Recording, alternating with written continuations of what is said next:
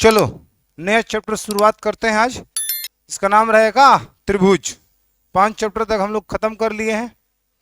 पहले आज हम इस चैप्टर का परिचय आपको समझा देते हैं, कुछ बेसिक बातें बता देते हैं, ठीक ना। उसके बाद हम चैप्टर के तहत आगे बात करेंगे। बेसिक में क्या जानना होता है, सबसे पहले ही समझना होता है कि त्रिभुज है क्या।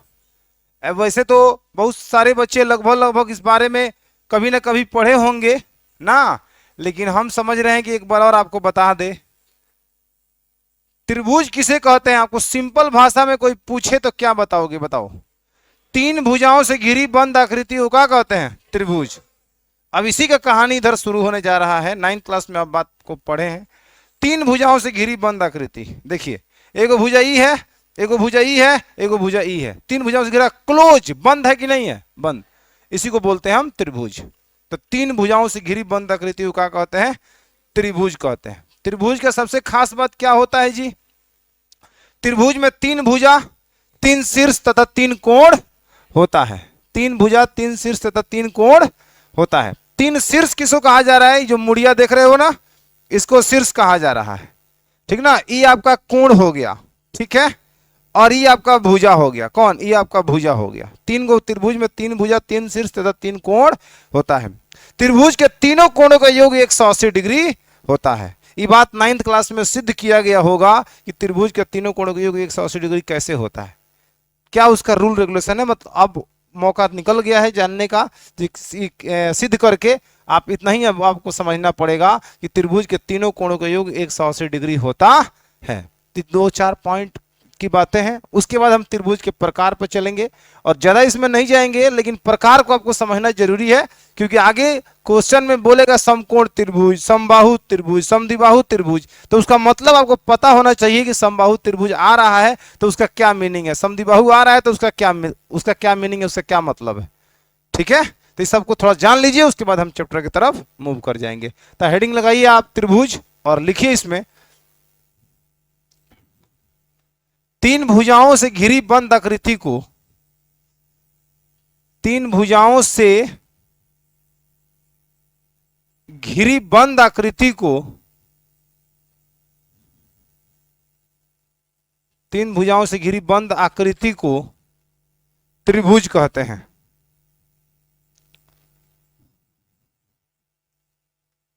त्रिभुज कहते हैं। जैसे में इस बात को, फिगर को जरूर बनाना है कि एक त्रिभुज है ही। उसके बाद आपको एक बात नोट करना है, पॉइंट की बातें हैं। त्रिभुज में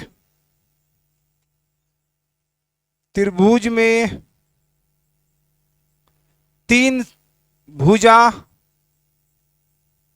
3 भुजा, 3 शीर्ष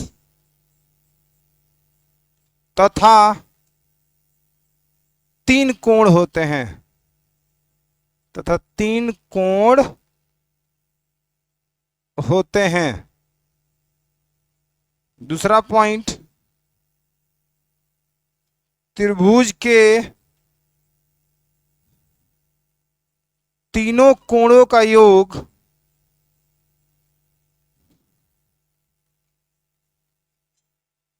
180 डिग्री होता है। इतना बात को नोट करिए।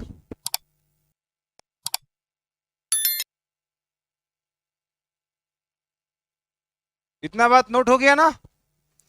3 भुजाओं से घिरी बंद आकृति को त्रिभुज कहते हैं। त्रिभुज के 3 भुजा, 3 शीर्ष तथा 3 कोण होते हैं। त्रिभुज के तीनों कोणों की योग 180 डिग्री होता है। अब आप हेडिंग लगाइए, त्रिभुज के प्रकार।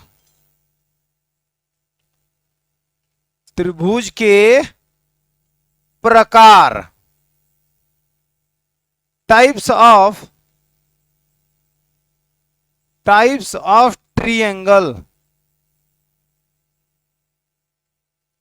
इसमें आपको डैश देकर लिखना है, भुजा के आधार पर त्रिभुज 3 प्रकार के होते हैं।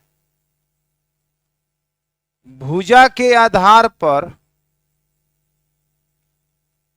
भुजा के आधार पर त्रिभुज 3 प्रकार के होते हैं। तीन प्रकार के होते हैं। भुजा के आधार पर त्रिभुज तीन प्रकार के होते हैं। कौन कौन प्रकार है जी? एक नंबर हो जाएगा समबाहु त्रिभुज, समबाहु त्रिभुज। दूसरा का नाम बनेगा सर समद्विबाहु त्रिभुज, समद्विबाहु त्रिभुज, समद्विबाहु त्रिभुज। तीसरा हो जाएगा विषम बाहु त्रिभुज, विषम बाहु त्रिभुज, विषम बाहु त्रिभुज।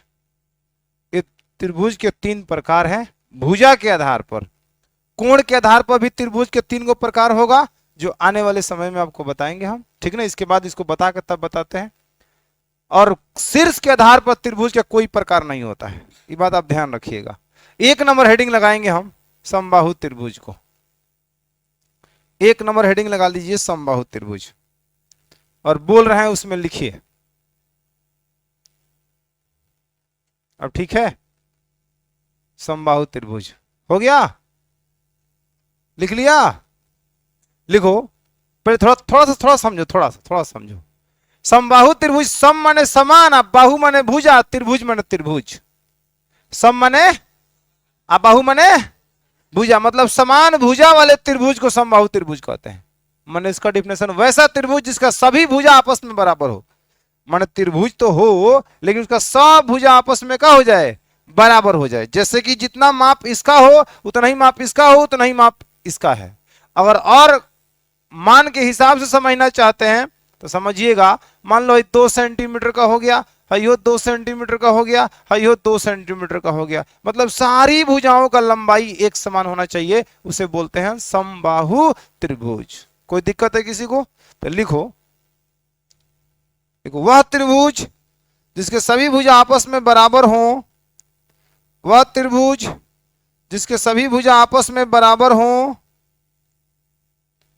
वह त्रिभुज जिसके सभी भुजा आपस में बराबर हो,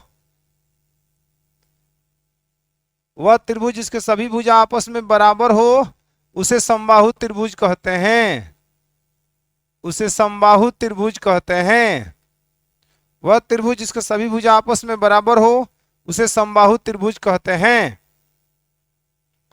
वह त्रिभुज जिसके सभी भुजा आपस में बराबर हो, उसे समबाहु त्रिभुज कहते हैं। ठीक है, वह त्रिभुज जिसके सभी भुजा आपस में बराबर हो, उसे समबाहु त्रिभुज कहते हैं। जैसे में देखो तो बाबू, वैसे ही चित्रात्मक रूप से और मान वाला दोनों टाइप का एग्जाम्पल आप लिख लीजिए। जैसे कि यहां दिखा दीजिए कि अब भुजा आपस में क्या है बाबू? बराबर है।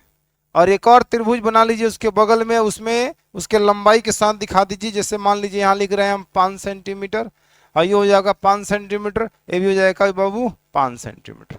और कुछ फैक्ट की बातें समबाहु त्रिभुज के बारे में लिखना है। पहले थोड़ा बोर्ड पर ध्यान दीजिए। फैक्ट में क्या क्या लिखना है कि समबाहु त्रिभुज का प्रत्येक कोण 60 डिग्री का होता है। स्पष्ट करिए पहले बात, इसका सभी कोण, जिनका सभी भुजा बराबर होता है, उसका सब कोण भी बराबर होता है। 9th क्लास में आप पढ़े थे, बराबर किसी त्रिभुज के बराबर भुजा के सम्मुख कोण बराबर होता है, और किसी त्रिभुज के बराबर कोण के सम्मुख भुजा आपस में क्या होता है। ये बात आपको याद रखना है इन दिनों भी। ये त्रिभुज है, अगर दो भुजा बराबर है तो इस भुजा के सामने का कोण इस भुजा के सामने का कोण एकदम आपस में क्या होगा? बराबर होगा। समझ में आ रहा है?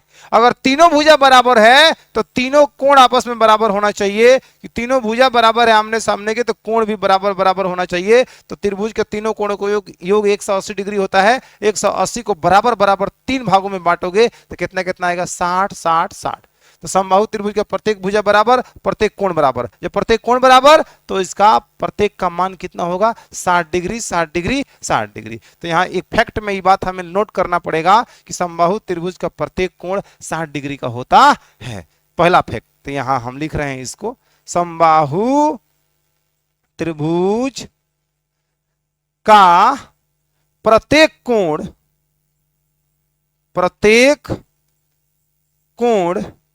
60 डिग्री का होता है। 60 डिग्री का होता है। पहला फैक्ट है। दूसरा फैक्ट में अगर बात करें हम, सुनो, समबाहु त्रिभुज का क्षेत्रफल कितना होता है, किसी को याद है? हाँ, √3/4 a²। इसको भी आप ध्यान में रखेंगे। किसी भी समबाहु त्रिभुज का अगर क्षेत्रफल, यह फॉर्मूला आपको बोर्ड एग्जाम में एक नंबर में पूछा है, समबाहु त्रिभुज का क्षेत्रफल होता है, ए भुजा वाले समबाहु त्रिभुज का क्षेत्रफल होगा, ऑप्शन 4 को दिया रहेगा। तो समबाहु त्रिभुज का अगर बात पूछा जाए क्षेत्रफल का, तो क्षेत्रफल का मान होता है, फॉर्मूला होता है √3/4 गुणे भुजा²। भुजा², अगर भुजा को आप ए से सूचित करते हैं तो हो जाएगा √3/4 a²। इस तरह से कोई दिक्कत है? तो समबाहु त्रिभुज समझ गए आप? नोट करिए।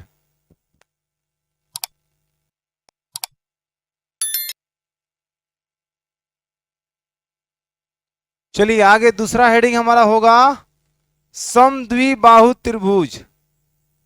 समद्विबाहु त्रिभुज, इसका मतलब क्या बताए थे आपको? सम मने समान, और द्वि मने दो, और बाहु मने मतलब समान दो भुजा वाले त्रिभुज को समद्विबाहु त्रिभुज कहते हैं। समान केवल दो भुजा, माने किसी त्रिभुज का अगर कोई दो भुजा आपस में बराबर हो जाएगा तो उसे हम समद्विबाहु त्रिभुज का नाम दे देंगे। कोई दिक्कत? जैसे आप देख सकते हो, इस त्रिभुज को देखो, इस त्रिभुज का मान लो ये दोनों भुजा बराबर है, हाई भुजा अलग है, इस दोनों का माप एक समान है, इसका माप कुछ अलग है, तो इसे कह देंगे हम समद्विबाहु त्रिभुज। कोई दिक्कत है? क्या कहेंगे? समद्विबाहु त्रिभुज। अगर संख्यात्मक मान के आधार पर आप समझना चाहते हैं तो समझ सकते हैं आप। यहां मान लो ये 5 सेंटीमीटर का, ये भी आपका 5 सेंटीमीटर का, हाई हो जाएगा आपका 3 सेंटीमीटर का। ऐसा नहीं सोचना है कि हाई ये दोनों बराबर होगा। हम आपको बता रहे हैं, अगर आपके पास ये 2 सेंटीमीटर का है, ये 2 सेंटीमीटर का है, ये 3 सेंटीमीटर का है, तो ये समद्विबाहु त्रिभुज है। कोई सा भी दो भुजा आपस में क्या होना चाहिए? बराबर।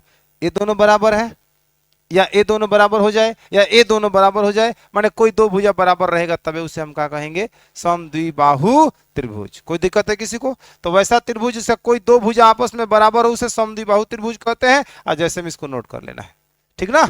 लिखिएगा, वैसा त्रिभुज जिसका कोई दो भुजा आपस में बराबर हो, वैसा त्रिभुज जिसका कोई दो भुजा आपस में बराबर हो, वैसा त्रिभुज जिसका कोई दो भुजा आपस में बराबर हो, वैसा त्रिभुज जिसका कोई दो भुजा आपस में बराबर हो, उसे, वैसा त्रिभुज जिसका कोई दो भुजा आपस में बराबर हो, उसे समद्विबाहु त्रिभुज कहते हैं। वैसा त्रिभुज जिसका कोई दो भुजा आपस में बराबर हो, उसे समद्विबाहु त्रिभुज कहते हैं। वैसा त्रिभुज जिसका कोई दो भुजा आपस में बराबर हो, उसे समद्विबाहु त्रिभुज कहते हैं। ठीक है, इसको नोट करिए। तो जैसे में नोट कर लिया लोग? अगला हेडिंग बनाएंगे हम लोग तीसरा। क्या नाम है इसका? विषमबाहु त्रिभुज। विषमबाहु त्रिभुज। विषम माने अलग अलग, अब बाहु माने भुजा, और त्रिभुज माने त्रिभुज, माने अलग अलग भुजा वाले त्रिभुज को क्या कहते हैं?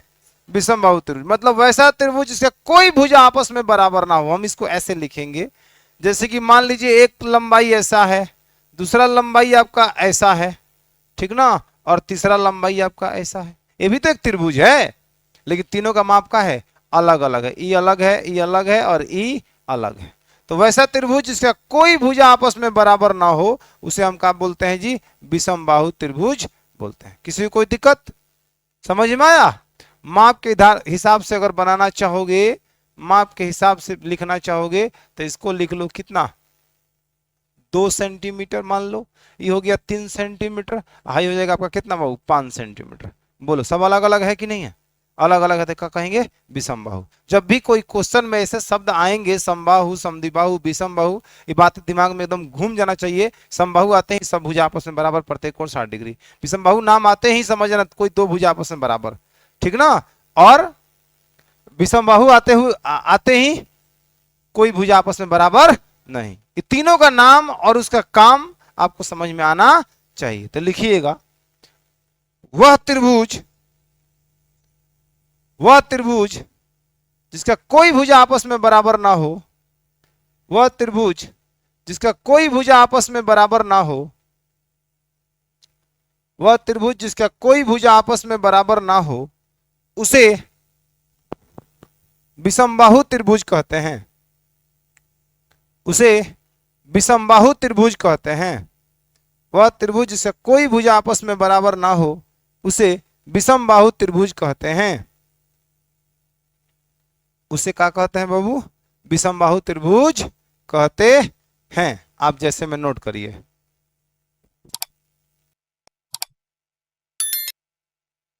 चलिए पॉइंट बना के लिखिए। अब कोण के आधार पर त्रिभुज तीन प्रकार के होते हैं।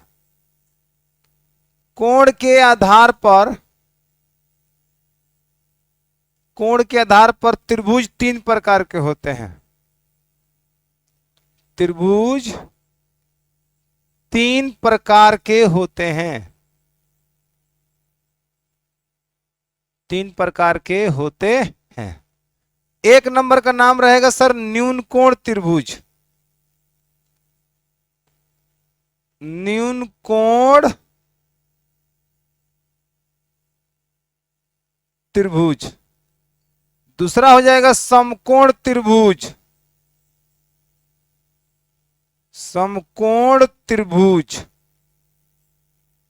और तीसरा हो जाएगा अधिकोण त्रिभुज। अधिकोण त्रिभुज। न्यून कोण त्रिभुज, समकोण त्रिभुज, अधिकोण त्रिभुज। ठीक ना? ये कोण के आधार पर त्रिभुज का प्रकार है। इसमें एक नंबर को हेडिंग लगा लेना है। इसका नाम रहेगा क्या बाबू? न्यून कोण त्रिभुज। समझाते हैं, उसके बाद लिखिए इसको। ठीक है, हेडिंग लगा लिया? सुनो ध्यान से थोड़ा तो। न्यून कोण त्रिभुज, समकोण त्रिभुज, अधिकोण त्रिभुज। आप त्रिभुज के पहले पढ़ते हैं कोण। कोण किसे कहते हैं जरा आपको हम बताने की कोशिश करें, जिसको एंगल बोलते हैं। जब दो किरण एक ही बिंदु से प्रारंभ होकर विभिन्न दिशाओं में जाए। किरण भी किसे कहते हैं पता है ना? एक छोर का अंत बिंदु दूसरे का अनंत बिंदु हो, उसे हम क्या कहते हैं? किरण। तो जब दो किरण एक ही बिंदु से आरंभ होकर विभिन्न दिशाओं में जाए तो उसके बीच उत्पन्न घुमाव या झुकाव को हम कोण कहते हैं। कोण होता है पांच प्रकार का: न्यून कोण, समकोण, अधिकोण, ऋजु कोण, पुनर्युक्त कोण या प्रत्यावर्ती कोण। न्यून कोण किसे कहते हैं? वह कोण जिसका माप 0 से अधिक और 90 से कम हो, उसे हम कहते हैं न्यून कोण। वह कोण जिसका माप 90 डिग्री हो, उसे कहते हैं समकोण। और वह कोण जिसका माप 90 से अधिक होता है, 180 से कम होता है, उसे कहते हैं अधिक कोण। तो आप समझने का प्रयास करिए, ये इन्हीं न्यून कोण, समकोण, अधिक कोण को लेकर त्रिभुज बनाया गया है।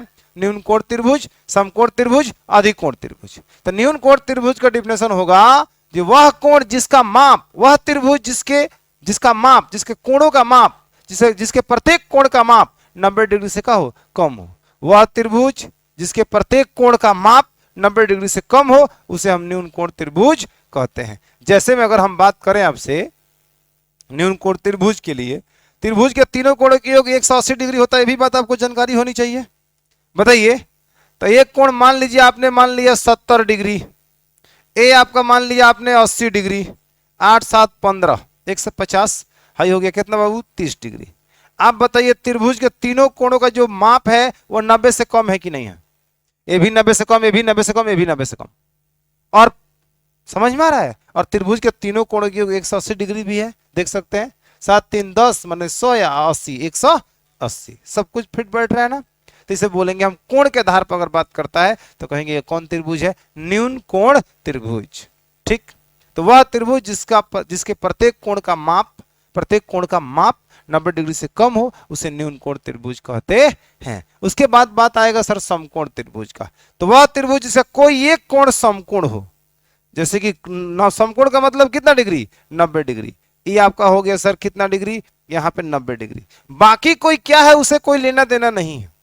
बाकी 45-45 हो चाहे 60-30 हो चाहे कुछ भी हो, एक कोण खाली 90 डिग्री देखेंगे, कहेंगे यह समकोण त्रिभुज है। और इसके बारे में आप 8वीं चैप्टर में बहुत अच्छे से पढ़े भी हैं, पढ़े थे कि नहीं। इसी समकोण त्रिभुज में समकोण के सामने वाले भुजा को हम क्या कहते हैं, कोण कहते हैं, इसको लंब कहते हैं, इसको आधार कहते हैं। इसी में पाइथागोरस का प्रमेय आप पढ़े थे। समकोण त्रिभुज में कर्ण स्क्वायर, कर्ण का स्क्वायर बराबर लंब स्क्वायर प्लस आधार स्क्वायर होता है। और 6.6 चैप्टर चालू हुआ ही है, 6.5 जब आप पढ़ेंगे ना तो वहां पे पाइथागोरस के प्रमेय को हम सिद्ध करेंगे, ठीक ना। अब वह पाइथागोरस का प्रमेय कई बार बोर्ड एग्जाम में 5 नंबर के पूछा जा चुका है।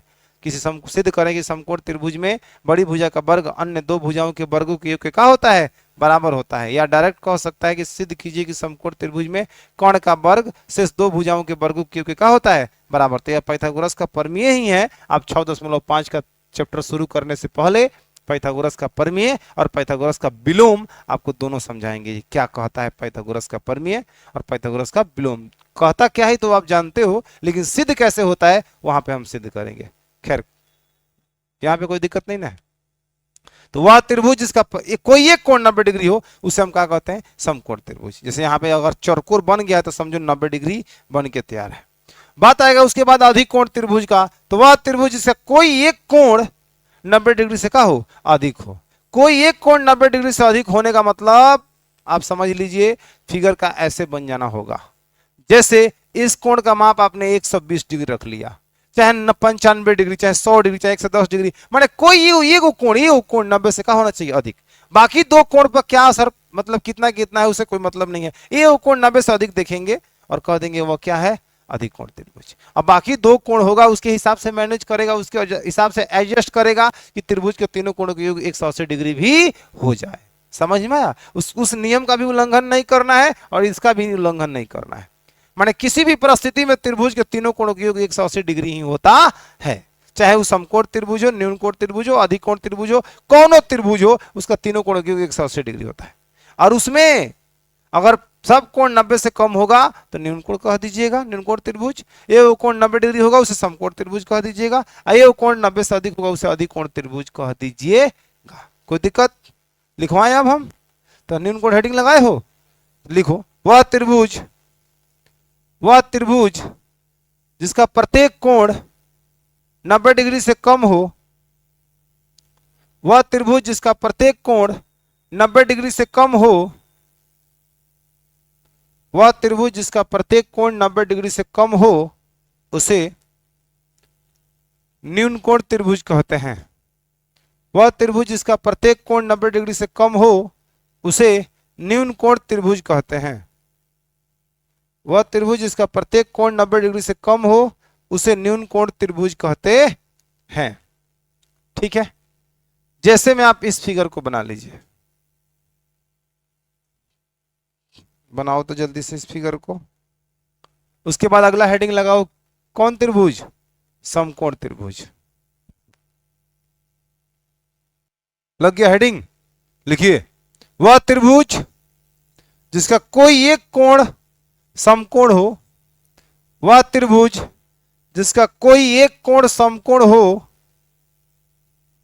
वह त्रिभुज जिसका कोई एक कोण समकोण हो उसे समकोण त्रिभुज कहते हैं। वह त्रिभुज जिसका कोई एक कोण समकोण हो उसे समकोण त्रिभुज कहते हैं। वह त्रिभुज जिसका कोई एक कोण समकोण हो उसे समकोण त्रिभुज कहते हैं। वह त्रिभुज जिसका कोई एक कोण समकोण हो उसे समकोण त्रिभुज कहते हैं। ठीक, जैसे में बना लीजिए इस वाले फिगर को और उसके बाद तीसरा हेडिंग लगा लीजिए, अधिक कोण त्रिभुज।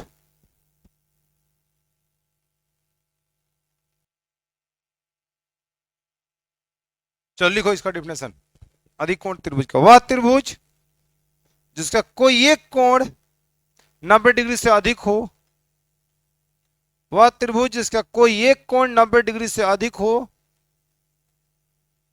वह त्रिभुज जिसका कोई एक कोण 90 डिग्री से अधिक हो वह त्रिभुज जिसका कोई एक कोण 90 डिग्री से अधिक हो उसे अधिक कोण त्रिभुज कहते हैं। वह त्रिभुज जिसका कोई एक कोण 90 डिग्री से अधिक हो उसे अधिक कोण त्रिभुज कहते हैं। ठीक, जैसे में बना लीजिए इस फिगर को। और आज क्लास में इतना ही रहेगा। और आज हम आपको कुछ नहीं पढ़ाए हैं, आप 8वां 7वां 6वां में ये सब सारी बातें पढ़े होंगे, 9th क्लास में तो 100% पढ़े होंगे। उसी बातों को हम याद दिलाए हैं। कल से अपने चैप्टर के तरफ, चैप्टर के मेन सेक्शन पे काम करेंगे हम लोग। ठीक है, नोट करिए, आज के लिए इतना ही रहेगा।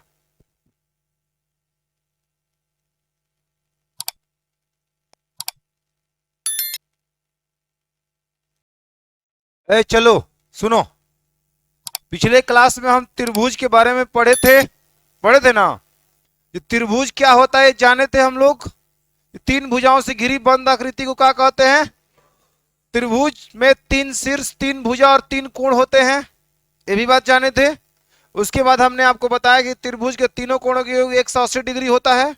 उसके बाद हमने आपको बताया कि भुजा के आधार पर त्रिभुज 3 प्रकार का होता है, समबाहु त्रिभुज, समद्विबाहु त्रिभुज, विषमबाहु त्रिभुज। जिसकी सभी भुजा बराबर होगी उसे समबाहु कहेंगे, जिसकी कोई 2 भुजा बराबर होगी उसे समद्विबाहु कहेंगे, जिसका कोई भुजा बराबर नहीं होगा उसे विषमबाहु त्रिभुज कहेंगे। बताए थे।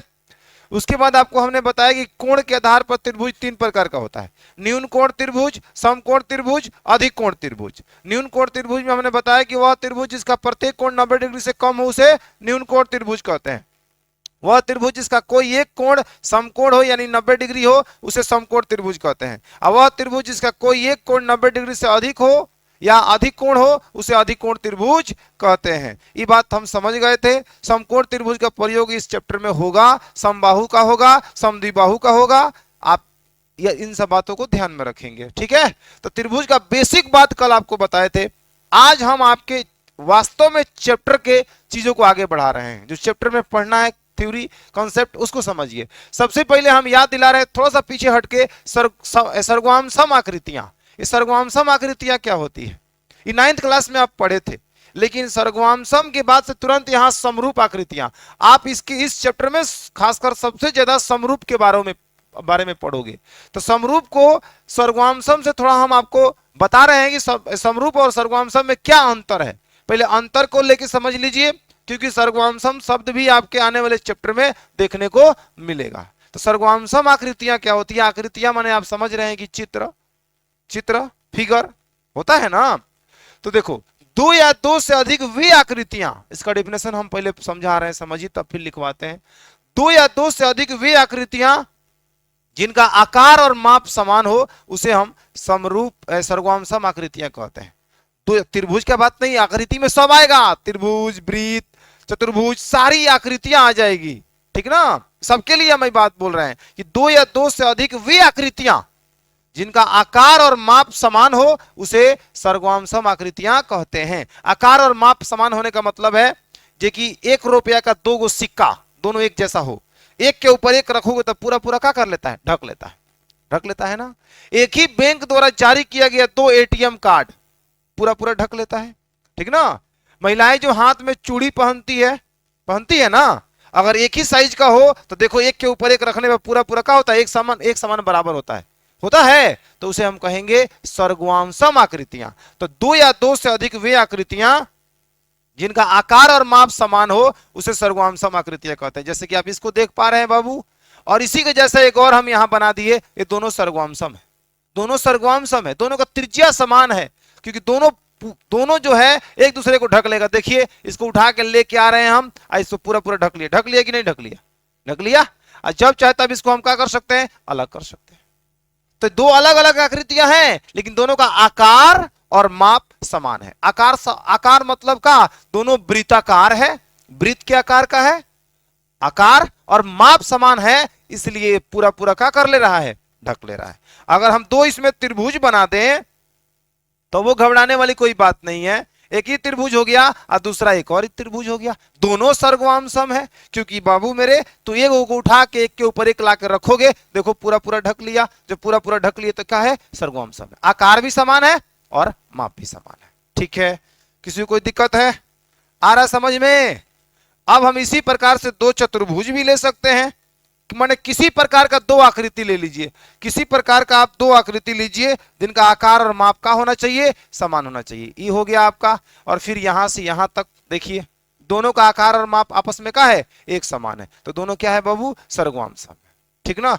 तो हम कहेंगे दो या दो से अधिक वे आकृतियां जो जिनका आकार और माप दोनों समान हो, उसे सर्वगाम सम आकृतियां कहते हैं। जैसे में आप इसको एक जोड़ा में उतार लीजिएगा, इसको जो एक जोड़ा में, इसको एक जोड़ा में, आप कैसा भी आकृति ले लो, ये कोई नहीं कह रहा, हम नहीं कह रहे हैं कि तुम वृत्त लो, त्रिभुज लो, चतुर्भुज लो। उदाहरण इसलिए हम ऐसा दे रहे हैं क्योंकि इन्हीं सब के बारे में आपको पढ़ना है, इसलिए यही उदाहरण लीजिए। अब दो हम किसी अलग चीज का तो नहीं लेंगे। अब मान लो यहाँ पे इसमें दीर्घ वृत्त भी होता है, तुम अब 10th क्लास में भी दीर्घ वृत्त के बारे में कुछ तुमको जानकारी नहीं होगा, 11th में पढ़ना है तुमको। ये दीर्घ वृत्त है, फिलहाल आप समझ सकते हो दोनों का आकार एक जैसा है, बनावट संरचना एक जैसा है, और दोनों का माप भी एक जैसा है।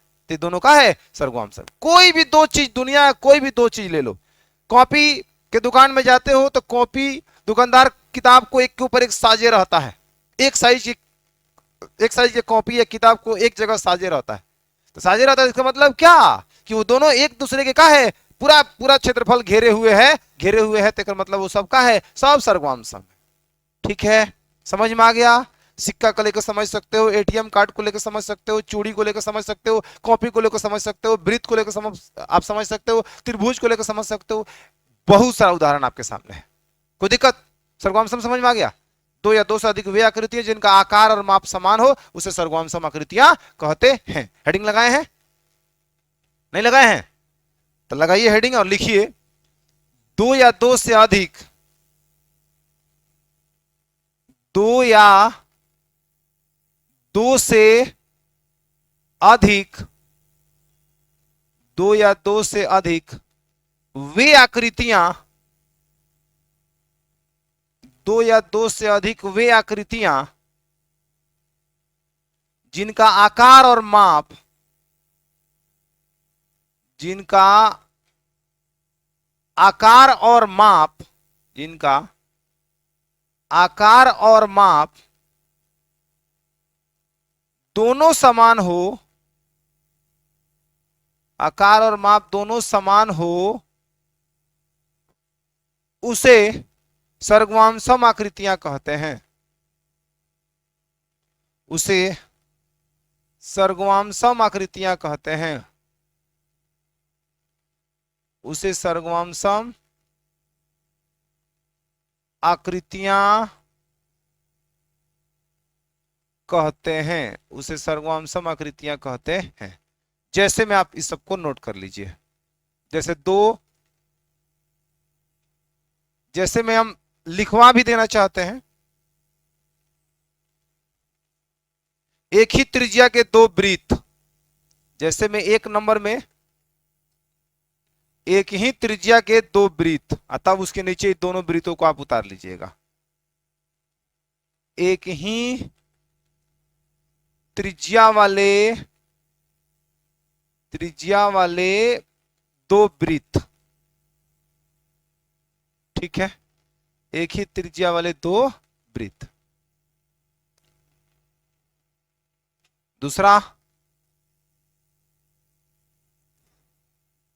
दूसरा में आप कह दीजिएगा जे एक ही आकार और माप वाले दो त्रिभुज,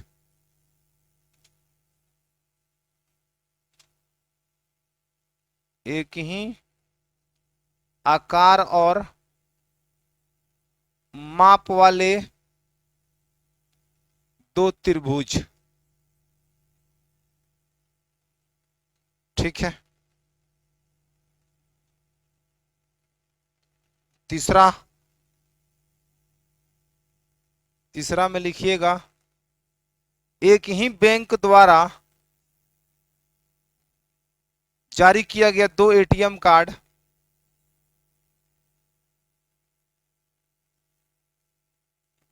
द्वारा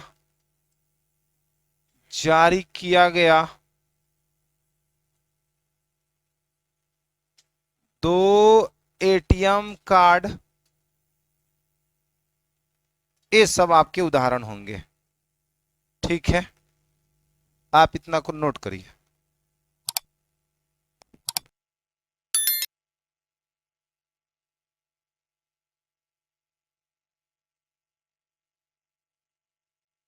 चलिए तो आगे समझते हैं हम अब समरूप आकृतियां के बारे में। अब यहां से आपका चैप्टर शुरू हो रहा है। 9th क्लास में आप सर्वगाम समता के शर्त भी पढ़े थे, एस एस एस, याद है? ये सब सर्वगाम समता के शर्त थे 6 गो। यहां पे भी समरूपता के शर्त पढ़ेंगे मात्र 3 गो, एस एस एस, ए और एस ए एस, मात्र 3 गो आपको नियम पढ़ना है, ठीक है ना? और तीनों परमियों को आगे आने वाले समय में हम सिद्ध करेंगे, घबराना नहीं है। समरूप आकृतियां का डिफिनेशन में क्या कहेंगे? कहेंगे दो या दो से अधिक वे आकृतियां, दो या दो से अधिक वे आकृतियां जिनका रूप समान हो उसे समरूप कहते हैं। यहां पे माप आकार और माप समान होना चाहिए तो सर्वगाम सम होगा। इसका दो या दो से अधिक वे आकृति जिनका रूप समान हो उसे समरूप कहते हैं, उसे समरूप आकृतियां कहते हैं। जैसे जैसे मैं आपको हम समझाएं तो देखिए, एक वृत्त है, ठीक है बच्चा, और ये भी एक वृत्त है। बताओ दोनों सर्वगाम सम होगा? एक के ऊपर एक को रखने पर ढकेगा पूरा पूरा, लेकिन ये दोनों समरूप है क्योंकि दोनों का रूप एक समान है। क्लियर है? समझ में आ रहा है? और भी आप ले सकते हैं। देखिए ये हो गया त्रिभुज, और एक और त्रिभुज हम बना देते हैं। ये दोनों समरूप है क्योंकि दोनों का रूप का है, समान है। समझ में आ रहा है? और भी हम कह सकते हैं चतुर्भुज ले लीजिए, चतुर्भुज हो गया ये बड़ा सा, और एक छोटा सा चतुर्भुज ले लीजिए, समरूप है, दोनों का रूप का है, एक समान है। आगे चलकर ये बात हम समझेंगे कि दो त्रिभुजों के समरूपता के स्पेशल शर्त हैं, ठीक ना? जैसे कहा जाए कि दो या दो से अधिक व्यक्ति का रूप समान है, एक समान है, सभी मानव समरूप है, कह सकते हैं। लेकिन जब उसको और गहराई से समझिएगा तो उसमें अंतर क्या है, तब आपको बहुत सारा अंतर पता चलेगा। एक छोटा है, एक बड़ा है, हाइट का अंतर है ना, बहुत सारा चीज का अंतर हो सकता है कि नहीं हो सकता है? फिलहाल अभी आपको कहा जाए सभी मानव समरूप है तो कोई दिक्कत वाली बात नहीं है, ठीक ना? लेकिन अब फिर बात आएगा कि बताइए दो मानव को खड़ा करके कि दोनों कैसे समरूप है, तो कुछ वहां पे भी शर्त लागू हो जाएगा जो ये चीज देखिएगा तो कहिए समरूप है, नहीं तो समरूप नहीं। बुझा रहा है? तो दो त्रिभुज अभी फिलहाल के लिए समझिए जिनका रूप समान, दो या दो से अधिक वे आकृतियां जिनका रूप समान हो उसे हम क्या कहते हैं? समरूप कहते हैं, ठीक है? उसके बाद हम इसके पॉइंट पर जब जाएंगे, ये दो त्रिभुजों के समरूपता के क्या क्या शर्त हैं, क्या शर्त हैं, तो उस शर्त पे जब समझेंगे तो और अच्छे से क्लियर हो जाएगा कि कब समरूप त्रिभुज, दो त्रिभुज समरूप होगा और कब दो त्रिभुज समरूप नहीं होगा। अभी फिलहाल के लिए समझिए कि दो या दो से अधिक वे आकृतियां जिनका रूप समान हो उसे क्या कहते हैं? समरूप कहते हैं, ठीक ना? कौन समरूप नहीं है, थोड़ा उदाहरण दे दीजिए एक सर। जैसे ये आपका एक चतुर्भुज देख रहे हैं और इसके बगल में बना दीजिए त्रिभुज, क्या बताइए दोनों का रूप समान है? नहीं है तो समरूप नहीं है। बुझा रहा है? कभी भी जोड़ा में वैसे ही आकृति रहनी चाहिए जो दोनों एक जैसे दिखते हों, आकार आकार समान हो, माप समान हो, इसकी कोई ही नहीं है। जो हो भी सके, नहीं हो सकता। इसका माप कुछ अलग है, इसका माप कुछ अलग है कि नहीं है? तो इसमें यही बात हमें लिखना है, ठीक ना? यही बात लिखना है कि दो या दो से अधिक वे आकृतियां, इसमें लिखिए आप, दो या दो से अधिक वे आकृतियां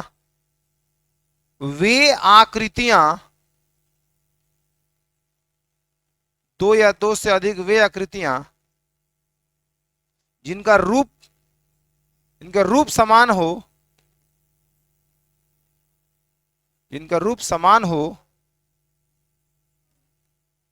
उसे समरूप आकृतियां कहते हैं, उसे समरूप आकृतियां कहते हैं, उसे समरूप आकृतियां कहते हैं। दो या दो से अधिक वे आकृतियां जिनका रूप समान हो उसे समरूप आकृतियां कहते हैं, ठीक ना? आप ऐसे पेयर में, जोड़ा में उतारिएगा जैसे में, और एक दो उदाहरण हमें ऐसे दे देना है जो समरूप नहीं है, उसका उदाहरण दे देना है, ठीक है? आप इसको नोट कर लीजिए, दुइये को नोट करिए। इधर हम लिख देते हैं समरूप नहीं वाला, उसको भी आपको नोट कर लेना है। एगो त्रिभुज बना देते हैं और एगो चतुर्भुज बना देते हैं, ठीक है। और यहां लिख देते हैं ए दोनों समरूप नहीं है, ये दोनों समरूप नहीं है। चलिए नोट करिए।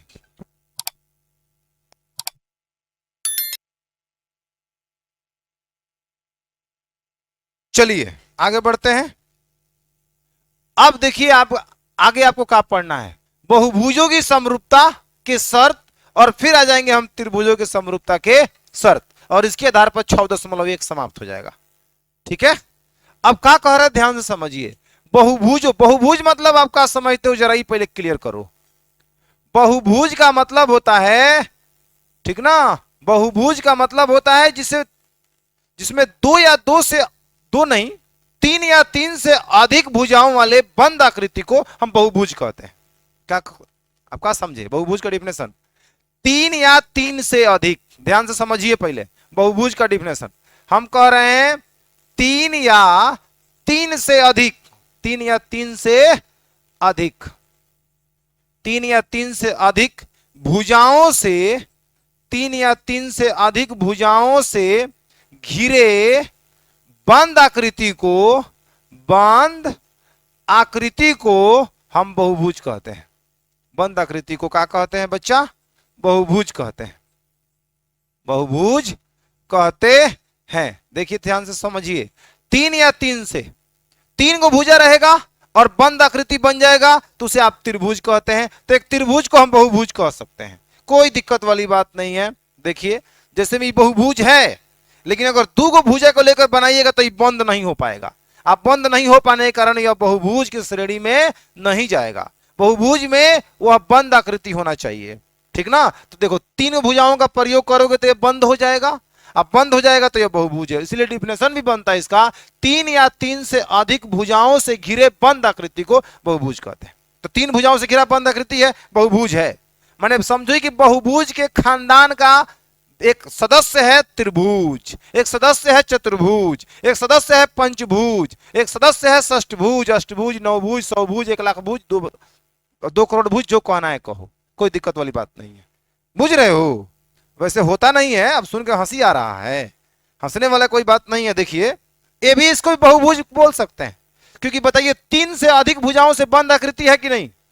तीन से अधिक भुजाओं से घिरी बंद आकृति है। यहां बोल रहे हैं तीन या तीन से अधिक, दो से तो बंद होकर नहीं करेगा, इसलिए परिभाषा ही नहीं बन सकता है।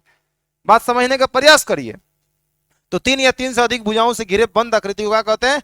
बहुभुज कहते हैं। इसमें पंचभुज को भी बना सकते हो। पंचभुज कैसे बनेगा सर? तो देखो यहां पे हो गया दो भुजा, तीन भुजा, चार भुजा और ये पांच भुजा, ये हो गया पंचभुज। हुआ बंद फिगर है तो ये भी बहुभुज है, इसको भी बहुभुज कह सकते हो। ठीक, आप षष्ठभुज बना सकते हो, 1 2 3 4 5 6, हो गया षष्ठभुज।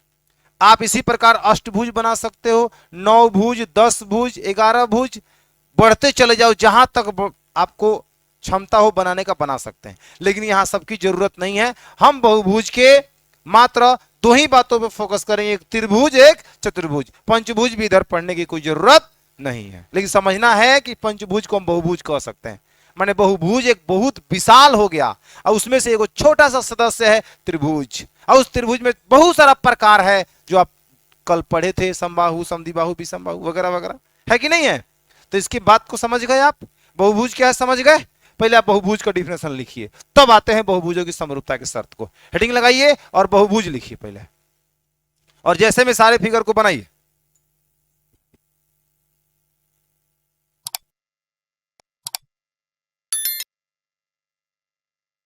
चलिए अब समझिए बहुभुजों की समरूपता के शर्त, ठीक ना। इसके बिना भी हम 6.1 खत्म कर लेंगे, इसको साइड में रखते हैं, ठीक ना। 6.2 के शुरुआत में भी इसके बारे में बताया जा सकता है, बट अभी समझिए बहुभुजों की समरूपता की क्या शर्त है, ठीक ना। बहुभुजों के समरूपता का क्या शर्त है, इसको हटा ही देते हैं, ठीक ना। तो दो बहुभुज के समरूपता का शर्त क्या हो सकता है? क्या मतलब किस बात को फॉलो करेगा दो बहुभुज ताकि दोनों को समरूप हम कह सकते हैं। पहली बात कि तो इसको दो तरीके से समझाते हैं। पहले लिखते हैं ये दो बहुभुज समरूप होंगे, दो बहुभुज समरूप होंगे, समरूप होंगे। अब दो बहुभुज में सब आएगा बाबू, त्रिभुज भी आएगा, चतुर्भुज भी आएगा, पंचभुज षष्ठभुज सब आएगा। दो बहुभुज समरूप होंगे यदि, यदि एक नंबर शर्त कहता है यदि उनकी भुजाओं की संख्या समान, यदि उनकी भुजाओं की संख्या का हो बाबू समान, भुजाओं की संख्या समान हो। पहला बात, भुजाओं की संख्या क्या हो, समान। मतलब बहुभुज में तो त्रिभुजो आता है ना, चतुर्भुजो आता है ना। अब मान लीजिए इसमें 3 गो भुजा है, इसमें 4 गो भुजा है, तो क्या समरूप होगा? इसलिए पहले ही कह रहा है कि दोनों में संख्या समान होना चाहिए। इसमें 3 गो भुजा है तो हेमरियो 3 गो भुजा होना चाहिए, पहले ही आपको बोल रहा है। दूसरा शर्त है उनके संगत कोण बराबर होना चाहिए, उनके संगत कोण, उनके संगत कोण बराबर, उनके संगत कोण बराबर हो। दूसरा शर्त है कि उनके संगत कोण बराबर हो। पहला बात कि दोनों बहुभुजों में भुजाओं की संख्या समान हो, तो भुजाओं की संख्या समान होने से ही फायदा हो जाएगा कि या तो दोनों, अगर एक त्रिभुज होगा तो दूसरा भी त्रिभुज होना चाहिए कि दोनों का भुजा का हो समान हो। अगर चतुर्भुज हो तो दूसरा भी चतुर्भुज, उसमें भी 4 गो भुजा होना चाहिए। अगर एक पंचभुज है तो दूसरा भी पंचभुजे होना चाहिए, तभी ना उसका भुजाओं का संख्या समान हो पाएगा। समझ रहे हो बात? दूसरी बात कि संगत कोण बराबर हो। अब भुजा का संख्या समान मतलब अगर 2 गो त्रिभुज लेते हैं तो हाँ, ये दोनों बहुभुज की भुजाओं की संख्या समान है। पहला शर्त को खरा उतर रहा है, पहले शर्त पे खरा उतर रहा है कि भुजाओं की समान, बोल रहा है दो बहुभुज, ये भी बहुभुज है, ये भी बहुभुज है, समरूप होंगे तब जब इनके भुजाओं की संख्या समान हो। हेमरियो 3 गो भुजा, हेमरियो 3 गो भुजा, पहला शर्त को सेटिस्फाइड किया है। सिर्फ भुजाओं की संख्या समान होने पर हम समरूप नहीं कहेंगे, दूसरा शर्त भी सेटिस्फाइड करना चाहिए कि इनके संगत कोण, उनके संगत कोण बराबर हो। संगत कोण का मतलब क्या है? जैसे कि इसके संगत ई हो जाएगा, इसके संगत ई हो जाएगा, इस कोण के संगत वाला कोण ई हो जाएगा, इस कोण के संगत वाला कोण ई होना चाहिए। माने इसके तीनों कोण, इसके संगत तीनों कोण के बराबर होना चाहिए। अगर है 20 डिग्री है तो है 20 होना चाहिए, 30 तो 30, 40 तो 40।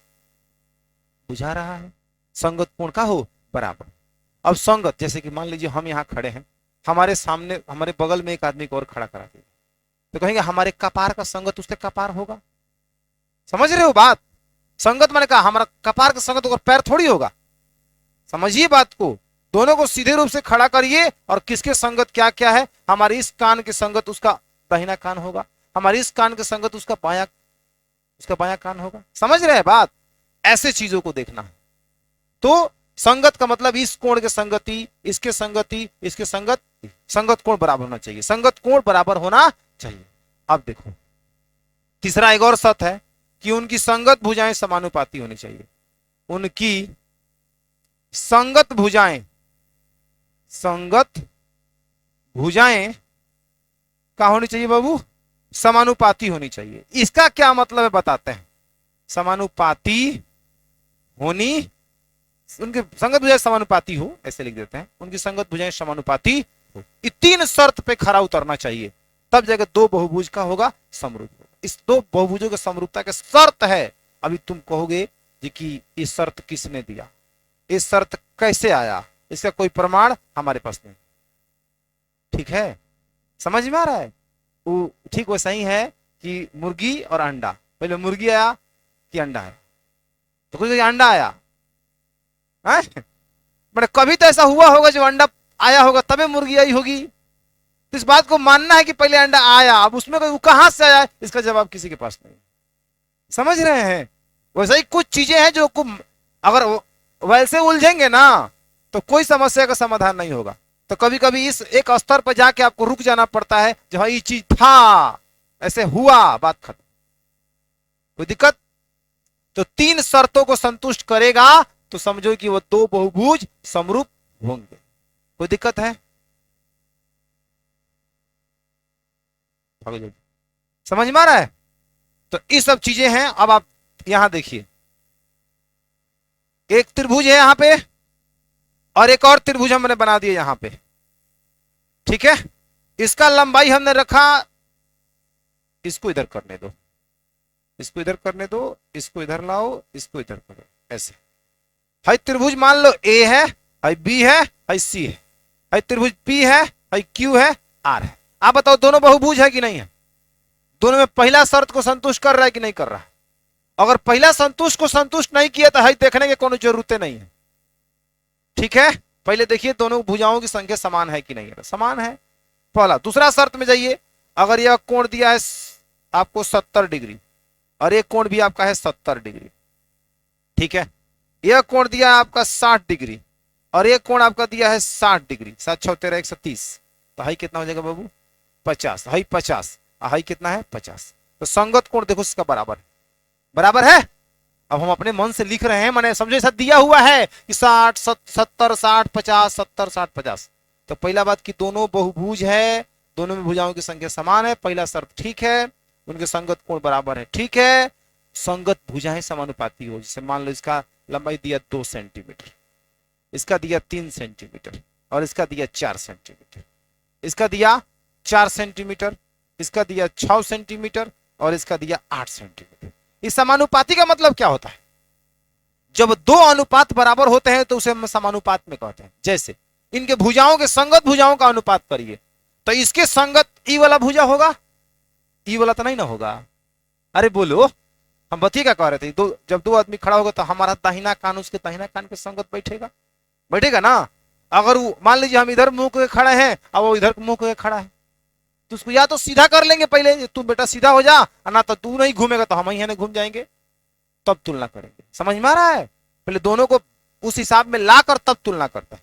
तो देखो दोनों सामने सामने एकदम खड़ा है, A B C P Q R, A B C P Q R एकदम क्रम से चल रहा है, तो इसके संगति हो गया। मतलब तो जब संगत हो गया तो ए बी बटा हम पी क्यू लेंगे, ए बी और पी क्यू का अनुपात लेंगे, ठीक है, बराबर। फिर बीसी बटा क्यू आर, बीसी बटा में कितना? क्यू आर का रेशियो लेंगे, और फिर बराबर एसी बटा पी आर, मतलब ए सी बटा में पी आर का रेशियो लेंगे। ये सब बराबर होना चाहिए, मतलब ए बी और पी क्यू का जो अनुपात होना चाहिए उतना ही अनुपात बीसी और क्यू आर का होना चाहिए, उतना ही अनुपात एसी और पी आर का होना चाहिए। अब क्या मतलब है देखिए, आपको दिखाते हैं कैसे अनुपात समान होता है। ए बी का मान कितना है? 2। अब पी क्यू का मान कितना है? 4। वैसे आप इस चीज को आप पढ़ चुके हो, कौन चैप्टर में? मैथ में। कौन चैप्टर में? तीसरा चैप्टर में, दो चरवल रैखिक समीकरण। यदि a1 बटा a2 याद करो, a1 बटा a2 बराबर b1 बटा b2 बराबर में c1 बटा c2, तीनों बराबर होता है तो उसको समपाती कहते हैं, संगत कहते हैं। ग्राफीय निरूपण का होता है समपाती। समझ में आ रहा है? वही चीज यहां हो रहा है और कुछ नहीं हो रहा है। 2 बटा 4, बीसी का मान कितना है? 4, और क्यूआर का मान कितना है? 8, एसी का मान कितना है?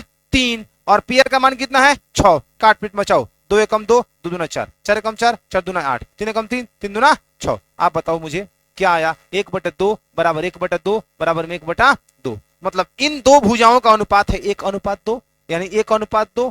ठीक वैसे ही बीसी और क्यूआर का भी अनुपात आ रहा है 1 अनुपात 2, बोलो बाबू। और फिर एसी और पीआर का अनुपात भी आ रहा है 1 अनुपात कितना? 2। आप बताओ सब अनुपात बराबर है तो कहेंगे समानुपाती है। बुझाया? जब 2 या 2 से अधिक अनुपात बराबर होते हैं तो उसे हम समानुपाती में कहते हैं, समानुपात कहते हैं, ये समानुपाती है। क्लियर हो गया? तो दो बहुभुज के समरूपता का शर्त है कि पहली बात कि भुजाओं की संख्या समान हो, ठीक है, दूसरी बात कि उनके संगत कोण बराबर हो, तीसरी बात कि उनकी संगत भुजाएं समानुपाती। क्लियर है? अब हम कुछ बात आपसे पूछते हैं और इसी आधार पर आप 1 नंबर जो 6.1 चैप्टर है वो आराम से आप क्या कर सकते हो, बना सकते हो। जैसे देखो, हम दो समबाहु त्रिभुज की अगर बात करें आपसे, आप बताइए दो समबाहु त्रिभुज समरूप होगा कि नहीं होगा? एकदम हमेशा होगा, इसमें कुछ सोचना नहीं है। क्योंकि अगर छोटी चूंकि तुम समबाहु त्रिभुज बनाओ या तुम बड़ा समबाहु त्रिभुज बनाओ, उसका प्रत्येक कोण 60 डिग्री का होता है। तो आप बताओ, हाई हो गया 60, हाई हो गया 60, हाई कितना हो गया 60। अगर इस त्रिभुज को तुम छोटा ही बना रहे हो, छोटा चूंकि लेकिन समबाहु है, सब भुजा बराबर है, तो ये भी होगा 60, ये भी होगा 60 और ये भी होगा क्या चीज 60। आप मुझे बताओ संगत कोण बराबर है कि नहीं? है ना? संगत भुजाएं भी समानुपाती होगी। भुजाओं कोई भी जो भी इसका माप रहा होगा ना, उसका संगत भुजाएं भी समानुपाती होगी। और संगत कोण बराबर हिले है, अब भुजाओं की संख्या समान हिले है तो समरूप हो जाएगा। इसलिए कहा जाएगा सभी समबाहु त्रिभुज समरूप होते हैं। ये बात आपको नोट कर लेना है। ऑब्जेक्टिव में अभी 6.1 में क्वेश्चन मिलेगा कि सभी समबाहु त्रिभुज होते हैं, तो कहना है समरूप। कैसे? क्योंकि उसमें भुजाओं की संख्या समान है, पहली बात। दूसरी बात कि उनके संगत कोण बराबर है। और एक और बात आगे चल के तुम जानोगे, अगर दो त्रिभुजों में या दो चतुर्भुजों में, चाहे दो कोई बहुभुजों में जिसकी संख्या समान हो, भुजाओं की संख्या समान हो, उसमें अगर संगत कोण बराबर होगा ना, तो संगत भुजाएं समानुपाती होगी ही होगी। अगर भुजाएं समानुपाती होगी ना, तो संगत कोण बराबर होगा ही होगा। इसको लेकर तुमको हम परमी आगे सिद्ध करेंगे। उसी को कहा जाता है S S S S, angle angle angle, और साइड एंगल साइड। आने वाले समय में जानोगे तुम लोग कि दो त्रिभुजों के अगर संगत कोण, कहता है कि दो त्रिभुजों का संगत कोण बराबर हो तो उनकी संगत भुजाएं समानुपाती होती है, इसलिए दोनों त्रिभुज समरूप होता है। दो त्रिभुजों के संगत भुजाओं का अनुपात समान हो, दो त्रिभुजों के संगत भुजाओं का अनुपात समान हो तो संगत कोण बराबर होना ही होना है, ना होने कोई सवाल नहीं। बुझाया? तो एक बात अभी आप स्पष्ट करो कि दो त्रिभुजों में अगर संगत कोण बराबर हो जाए तो आराम से कह सकते हैं दोनों त्रिभुज का है समरूप। और हम देख रहे हैं कि समबाहु त्रिभुज का प्रत्येक कोण, चाहे छोटा चुका समबाहु त्रिभुज बनाओ या बहुत विशाल बनाओ या बहुत विशाल बनाओ, सब में प्रत्येक कोण कितना डिग्री का होता है? 60। और 60 डिग्री का होगा तो संगत कोण बराबर हो जाएंगे। संगत कोण जब बराबर हो जाएंगे तो उसे क्या कहेंगे हम? समरूप। तो सभी समबाहु त्रिभुज का होंगे, दिमाग में बैठ गया? सभी समबाहु त्रिभुज समरूप होते हैं। बोर्ड एग्जाम में पूछा जा चुका है 1 नंबर में क्वेश्चन, सभी समबाहु त्रिभुज होता है समरूप, खत्म। आगे बढ़े।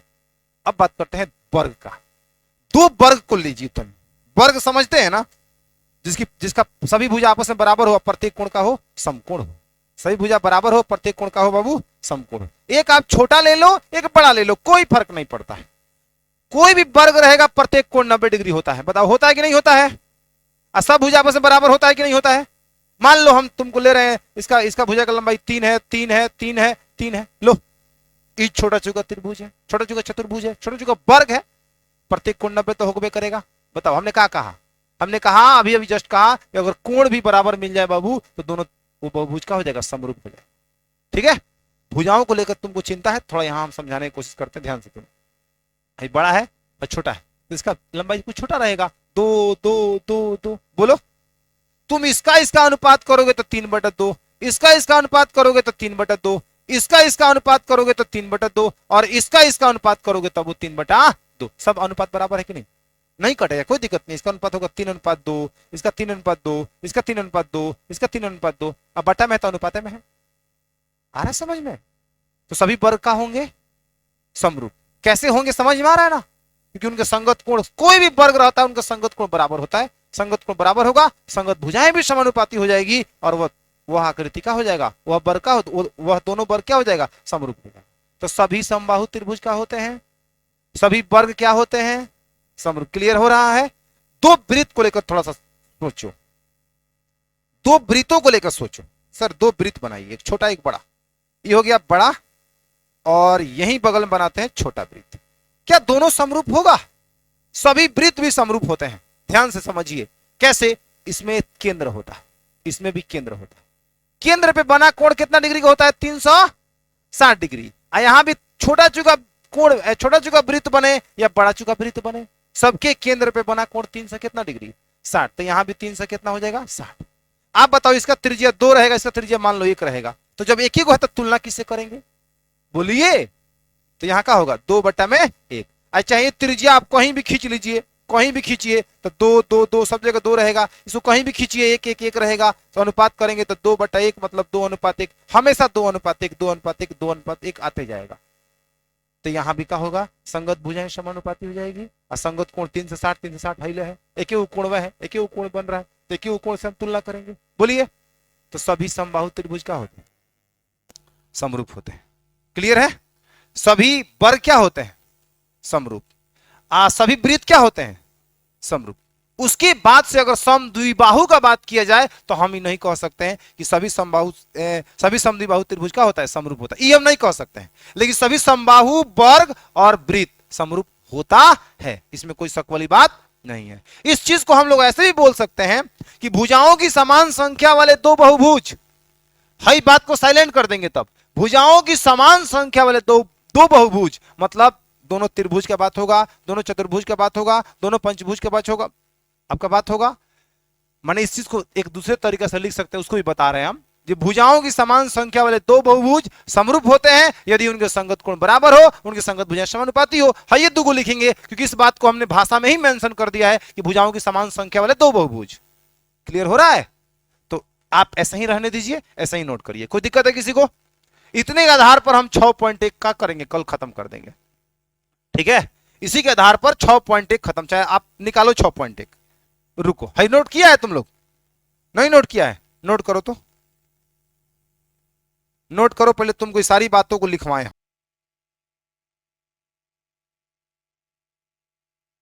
हो गया? इसके आधार पर आप क्या लिखोगे? इसके आधार पर हम 3 फैक्ट निकाल चुके हैं। पहला फैक्ट है, आप आराम से लिख लीजिए पहले इसको। पहला फैक्ट क्या है? तो पहला फैक्ट आपका ये है कि सभी समबाहु त्रिभुज, सभी समबाहु त्रिभुज क्या होते हैं बाबू? समरूप होते हैं। सभी समबाहु त्रिभुज समरूप होते हैं। दूसरा फैक्ट हो गया, सभी वर्ग समरूप होते हैं, समरूप होते हैं। और तीसरा फैक्ट हम लोग ये निकाल लिए हैं कि सभी वृत्त का होते हैं बाबू? समरूप होते हैं। सभी वृत्त समरूप होते हैं। चलिए इतना ही रहने दीजिए। कल 6.1 खत्म करेंगे और आप 6.1 बनाने का जरूर कोशिश करना, एक बार पढ़ना जरूर, तुम बना दोगे, हमें पूरा विश्वास है। ठीक है, और कल बनाएंगे हम 6.1 और ऊपर से 6.2 का थ्योरी चालू कर देंगे। ठीक है, आज कितना ही रहने दीजिए।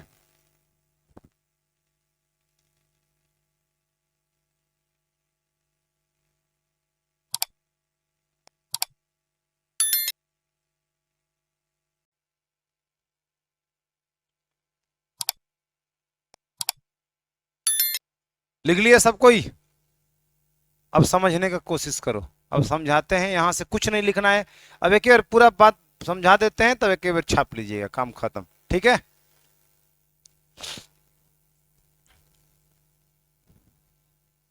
चलो अब हम देख रहे हैं थेल्स का परमीय। पहले समझिए थेल्स का परमीय कहता क्या है, उसके बाद से इसको हम सिद्ध करते हैं।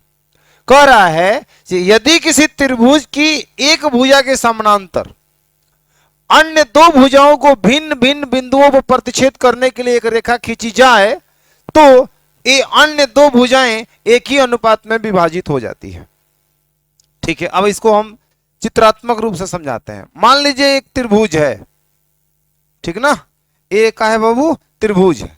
तो बोल रहा है किसी त्रिभुज की एक भुजा के समानांतर, त्रिभुज में 3 गो भुजा होता है, किसी एक भुजा के समानांतर आइए। आप चाहें तो इस भुजा के समानांतर जाइएगा, समानांतर इस भुजा के समानांतर खींचिएगा तो इन दो भुजाओं को भिन्न भिन्न बिंदुओं पर प्रतिच्छेद करेगा। बताइए करेगा कि नहीं करेगा? अगर आप चाहते हैं कि सर हम इस भुजा के समानांतर खींचेंगे तो आप इस भुजा के समानांतर खींचने के लिए आपको ऐसे खींचना पड़ेगा। बताइए, तो जब आप इसके समानांतर खींचोगे एक रेखा तो ये दो भुजाओं को भिन्न भिन्न बिंदुओं पर क्या करेगा? काटेगा। आप चाहें तो इस भुजा के समानांतर खींच सकते हैं, इस भुजा के समानांतर खींचिएगा तो इन दो भुजाओं को काटेगा।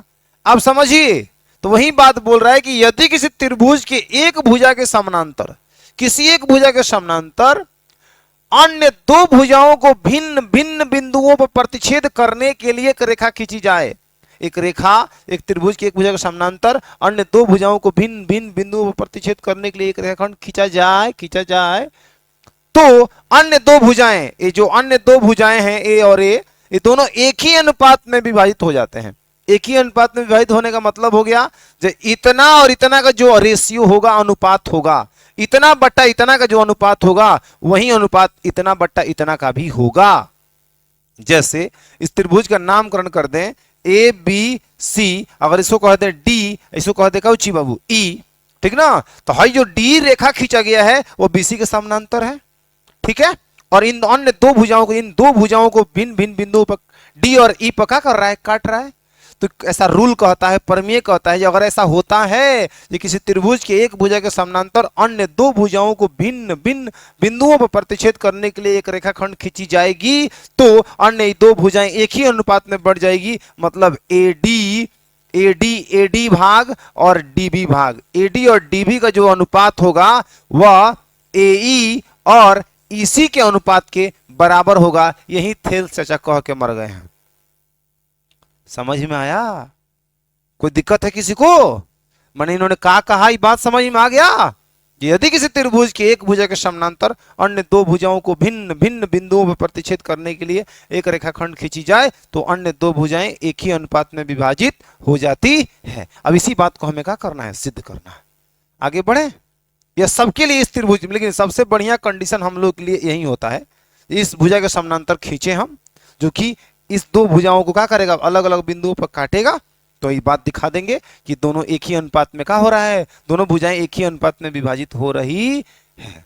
आगे बढ़े, शुरू करें सिद्ध करना। चलिए, अच्छा है, आप समझ गए इस बात को। अब आप सबसे पहले एक त्रिभुज बनाइए, ठीक ना? एक त्रिभुज बनाते हैं हम। सबसे पहले एक प्यारा सा त्रिभुज बनाते हैं जिसका नाम रहेगा ए बी सी। क्या नाम रहेगा? A B C. यहाँ पे कलर थोड़ा चेंज करेंगे हम। ये रहेगा ए रहेगा बी और ये रहेगा का बाबू सी, ठीक ना? कि त्रिभुज ए बी सी है। देखो, भाषा हम दो तरीके से लिखेंगे, जो तुमको पसंद आएगा, जो कहोगे उसी के अनुसार हम आगे बढ़ेंगे, ठीक ना? पहला बात कि त्रिभुज ए बी सी है, इसमें एक भुजा बीसी के समानांतर एक रेखाखंड डी खींचिए। एक रेखाखंड का खींचिए बाबू? डी खींचिए। देखिए ध्यान से, एक रेखाखंड हमने डी खींच दिया, इसका नाम रहेगा डी और इसका नाम क्या रहेगा? ई। एक रेखाखंड डी खींचा, जो अन्य दो भुजाओं डी जो खींचे हैं वो बीसी के समानांतर खींचे हैं, जो अन्य दो भुजाओं ए बी और ए सी को डी और ई पर क्या कर रहा है? प्रतिच्छेद कर रहा है। तो हमें सिद्ध करना है कि इतना बटा इतना बराबर होगा इतना बटा इतना के, ठीक है? तो यहां देखिए, यहां से हम लिखेंगे, चूंकि एबीसी एक त्रिभुज है, देखो शॉर्टकट लिखे तो ऐसा लिख सकते हैं, त्रिभुज एबीसी में, त्रिभुज एबीसी में डी समानांतर है बीसी के, डी समानांतर बीसी। तो सिद्ध करना है, तो सिद्ध करना है, सिद्ध करना है। मतलब ये बात शॉर्टकट में कह दिया गया है कि त्रिभुज एबीसी में जो डी है वो बीसी के का है? समानांतर है। तो जब समानांतर है, ठीक ना, एक भुजा के समानांतर है और दो को अन्य दो भुजाओं को काट रहा है, तो अब सिद्ध क्या करना है कि एक ही अनुपात में काटेगा, मतलब ए डी बट्टा में डी बी और बराबर में ए ई और बट्टा में कौची? ईसी। इस चीज को शॉर्ट में आप ऐसे भी लिख सकते हो। अब इसी चीज को एक और तरीके से कैसे लिख सकते हो, जरा समझने का प्रयास करो। थोड़ा सा मैंने खुल के बताना चाहते हो, एक एक बात पे ध्यान आकर्षित कराना चाहते हो, तो लिखना पड़ेगा त्रिभुज एबीसी में, त्रिभुज एबीसी में एक भुजा बीसी के समानांतर, एक भुजा बीसी के समानांतर, एक भुजा बीसी के समानांतर, एक भुजा बीसी के समानांतर, एक भुजा बीसी के समानांतर एक रेखाखंड, एक रेखाखंड डी खींचा गया है, डी खींचा गया है, डी खींचा गया है, जो त्रिभुज के अन्य दो भुजाओं, जो त्रिभुज के अन्य दो भुजाओं, अन्य दो भुजाओं किसको किसको बाबू? ए बी और एसी को क्रमशः डी तथा ई पर क्या करता है?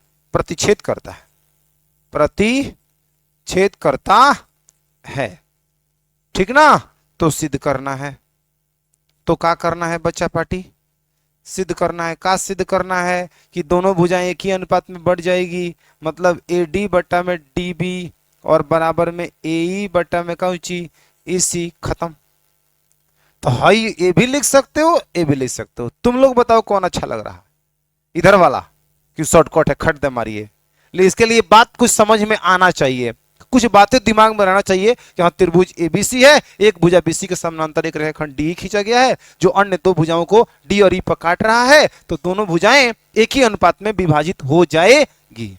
तो आप चाहें तो इसके जगह इसको भी पैचअप कर सकते हैं और नहीं तो इसके अनुसार ही आगे बढ़ सकते हैं, कोई दिक्कत नहीं, नंबर नहीं कटेगा। ऐसा नहीं सोचना है सर ये लिखेंगे तभी नंबर मिलेगा, बिल्कुल नहीं, ऐसा कुछ नहीं, ठीक ना। ऐसे लिखने का मतलब हो गया बच्चा तनी और स्टैंडर्ड है, होशियार है, ये बात समझ लिया। त्रिभुज एबीसी में डी समानांतर बीसी है तो सिद्ध करना है कि एडी बटा डीबी बराबर ए बटा इसी, काम खत्म।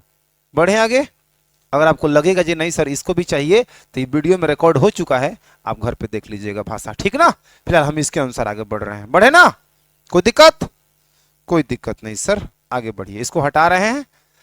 अब आप एक ही बात है, बस इसी बात को हमने भाषा में लिखा है। माने नहीं होता है कि कुछ बातें इशारों से कह देना और कुछ बातों को बोल के कहना, तो इशारा है और वहां बोल दिया गया स्पष्ट, बुझाया। हाँ, तो त्रिभुज एबीसी में डी समानांतर बीसी, तो सिद्ध करना है कि अन्य दो भुजाएं एक ही अनुपात में का होगा, कटेगा। अब देखो सर रचना दीदी को फोन लगाओ, इसमें करना पड़ेगा रचना। बोलो आप रचना करते थे कि नहीं करते थे? याद है 9th क्लास में आपको रचना करना क्या पड़ेगा सर? ई से ए बी पे एक लंब खींचना पड़ेगा। क्या खींचना पड़ेगा? लंब। यहां से आपको यहां पे एक लंब खींचना है एकदम 90 डिग्री, और यहां से एक लंब खींचना है आपको इस भुजा पर, ठीक है। अब आप यहां पे यह लंब खींच दिए हैं और लंब को दिखाना भी है, खाली खींच के चुपचाप नहीं रह जाना है। ई इसका नाम देते हैं एन और इसका नाम देते हैं एम, और साथ ही साथ आपको इसको भी मिला लेना है, इसको भी यहां से मिला देना है और इसको भी आपको यहां से मिला देना है। मिला ये रचना। अभी अब कुछ देर में समझ में आ जाएगा ये रचना क्यों कर रहे हैं, समझ में आ रहा है।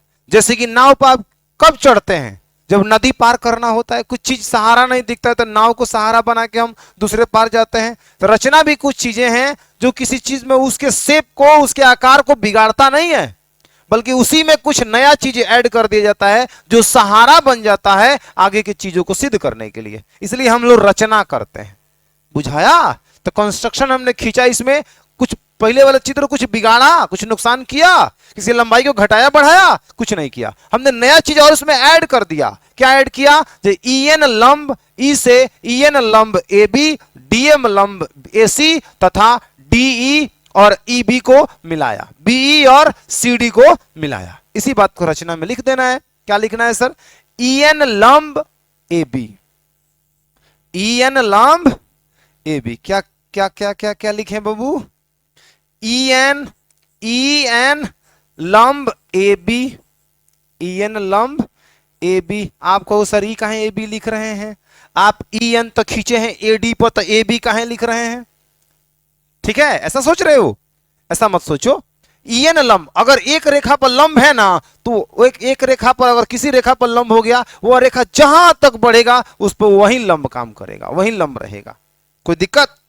तो ई एन लंब ए बी तथा डीएम लंब ए सी खींचा, डीएम लंब ए सी खींचा तथा और किसको किसको मिलाया बाबू? बीई और सीडी को मिलाया, तथा बीई और सीडी को क्या किया? मिलाया, सीडी को मिलाया। बोलिए समझ में आया? आया कि नहीं आया? रचना हो गया सर। अब आपको क्या करना है, आप गौर फरमाइए। एक बार त्रिभुज देखिए, ए डी ई को देखिए, सिर्फ आप ए डी ई को देखिए। अगर आप नहीं देख पा रहे होंगे तो हम आपको और अच्छे तरीके से दिखा रहे हैं। देखिए, सिर्फ आप इसको देखिए, देख रहे हैं? वो त्रिभुज का नाम क्या है? ए डी ई। और ए डी ई एक ऐसा सौभाग्यशाली त्रिभुज है जिसमें दो दो लंब खींचे गए हैं। समझिए सर, कहां दो दो लंब आपको दिख रहा है? एगो देखिए त्रिभुज में हाई एगो लंब है, अरे भाई लंब ना है या हाई हो तो लंब है। तो ए डी ई के दो भुजाओं पर लंब खींचा गया है, लंब आ गया है, एगो आ गया है ए डी पर, एगो आ गया है ए ई पर। कोई दिक्कत है? अब अभी कहोगे सर अभी आप ए बी लंब कह रहे थे, ईएन लंब ए बी कह रहे थे, अब कह रहे हैं कि ए डी पर लंब है, तो क्या दिक्कत है हो, इसको जब चाहे तब ना बढ़ा सकते हैं। कौन मना किया ये कहने से कि ईएन लंब ए बी नहीं है, कोई मना किया है? आप कह सकते हो ईएन लंब कितना ए डी, आप बोलने के लिए भी बोल सकते हो कि ईएन लंब ए एन, ईएन लंब ए एन, ईएन लंब डी एन, ईएन लंब बी एन, कोई मना नहीं किया है, सब बात सही है। ठीक है, अब हम इस त्रिभुजों में बांटने की कोशिश कर रहे हैं, इसलिए ऐसा हम बोल रहे हैं कि इस त्रिभुज को आप देखिए, इस त्रिभुज में दो लंब है, एगो ई लंब है और एगो ई लंब है, राइट, दो भुजाओं पर लंब खींचा गया है। ठीक है, अब आपको प्रमाण में क्या लेना है ध्यान समझिए। जब आप इस त्रिभुज को देखेंगे और इस लंब के बारे में सोचेंगे तो इसके साथ जो दूसरा त्रिभुज लेना है वह त्रिभुज पता है कौन लेना है? वह त्रिभुज लेना है ई वाला त्रिभुज इसके साथ लेना है। जब ई वाला त्रिभुज में इस लंब के बारे में सोच के आगे बढ़िएगा तो इसके साथ में एक त्रिभुज और लेना पड़ेगा और वह त्रिभुज लीजिएगा D E B, D E B, इस त्रिभुज को लीजिएगा। समझ में आ रहा है क्या? जब आप इस त्रिभुज में, इस बड़े वाले इस त्रिभुज में इस लंब के बारे में सोचिएगा तो इसके साथ आप त्रिभुज कौन लीजिएगा? ई वाला त्रिभुज को लीजिएगा। बोलिए कोई दिक्कत है किसी को?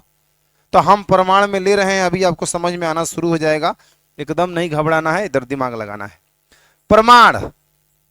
प्रमाण में जब चलोगे तो लिखना है त्रिभुज ए डी ई तथा ए डी ई त्रिभुज, ए डी ई त्रिभुज, ठीक ना, उसके बाद से तथा त्रिभुज D E B, D E B. समझ में आया?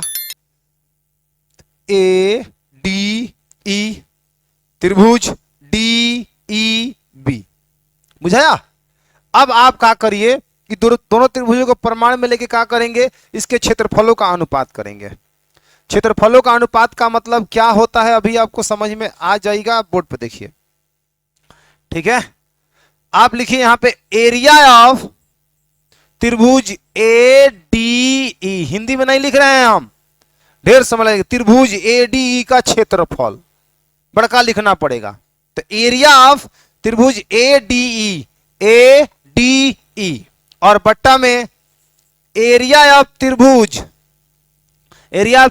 D E B, D E B बराबर, इसका किसी भी त्रिभुज का बेसिक फॉर्मूला होता है 1/2 आधार गुणे ऊंचाई। बोलो बच्चा, होता है कि नहीं होता है?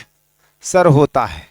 तो इस त्रिभुज ए डी ई में आप सोच लिए हो कि हम इसको ऐसे देख रहे हैं, ये हमारा लंब है, ये हमारा आधार है, तो 1/2 आधार गुणे ऊंचाई। तो कोई बताएगा सर 1/2 आधार का बात करें तो कितना होगा? एडी, एडी पर लंब खींचा गया है ना, एडी ऊंचाई कितना है? E N. समझे कि नहीं समझे? समझे। बट्टा इस त्रिभुज में सर कैसे काम करिएगा आप जरा बताइए, अब आप फंसे हैं। डी ई बी का क्षेत्रफल निकालिएगा, इसमें ऊंचाई कहां है? ऊंचाई यही काम करेगा। अब आपको हम मैं बता दूं, मैं आपको समझा दूं, जो है एक त्रिभुज है, ठीक है बाबू, यहां से एक लंब खींचा गया जो ऊंचाई काम कर रहा है। ठीक है, अगर हम इसको आगे भी बढ़ा दें यहां तक और यहां पे भी खींचेंगे और बात करें त्रिभुज इतना, इतना और इतना का, इसमें भी ऊंचाई यही काम करेगा। अगर आप इसको इधर बढ़ा दीजिए और यहां जोड़ लीजिए तो इस त्रिभुज में भी ऊंचाई का काम यही करेगा, बस शीर्ष नहीं बदलना चाहिए। आप मुझे बताइए, ये त्रिभुज जो देख रहे हो इधर यहां पे और यहां से आगे बढ़ाया गया है तो इसी से तो त्रिभुज बना है, तो ऊंचाई इसके लिए भी यही काम करेगा। समझ में आया कि नहीं आया? तो इसके लिए भी ऊंचाई का चिंता छोड़ दो, वही ऊंचाई रहेगा जो उसमें दिया गया है। तो यहां लिखेंगे 1/2 आधार कितना हो जाएगा? डी बी आधार होगा, डी बी आधार होगा, डी बी ऊंचाई होगा कितना बाबू? E N. भाई साहब बहुत खुशी की बात है कि 1/2 से 1/2 खत्म, ई एन चचा से ई एन चचा खत्म। समझे कि नहीं समझे? समझ रहे हैं?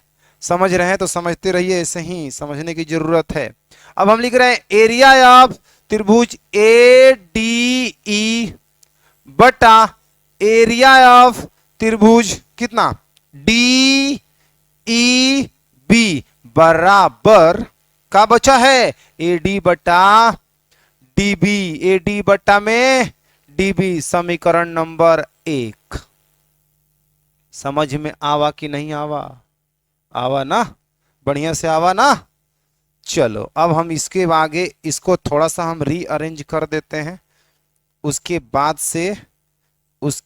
से हम आगे बढ़ते हैं। बोलिए, समझिए गए होंगे? समझ गए ना? मैंने इस चीज को हैने ला दिए हैं, ई एन लम ए बी डी एम लम ए सी खींचा तथा इतना इतना को मिलाया, हर जगह बन गया हमारे पास। समझ में आ रहा है? अब देखिए आगे बढ़ते हैं। अब पुनः एक बार त्रिभुज लिए थे, कौन कौन? A D E B. अब बात करेंगे त्रिभुज ए डी ई, लेकिन हमारे देखने का नजरिया हो जाएगा ऐसे ऐसे ऐसे, तो हाई ऊंचाई होगा, हाई का होगा आधार होगा। बोलिए, और एक उसके साथ जो लेंगे जोड़ा वो लेंगे ई डी सी। तो पुनः त्रिभुज ए डी ई तथा त्रिभुज E D C, E D C. बोलिए, कोई दिक्कत है?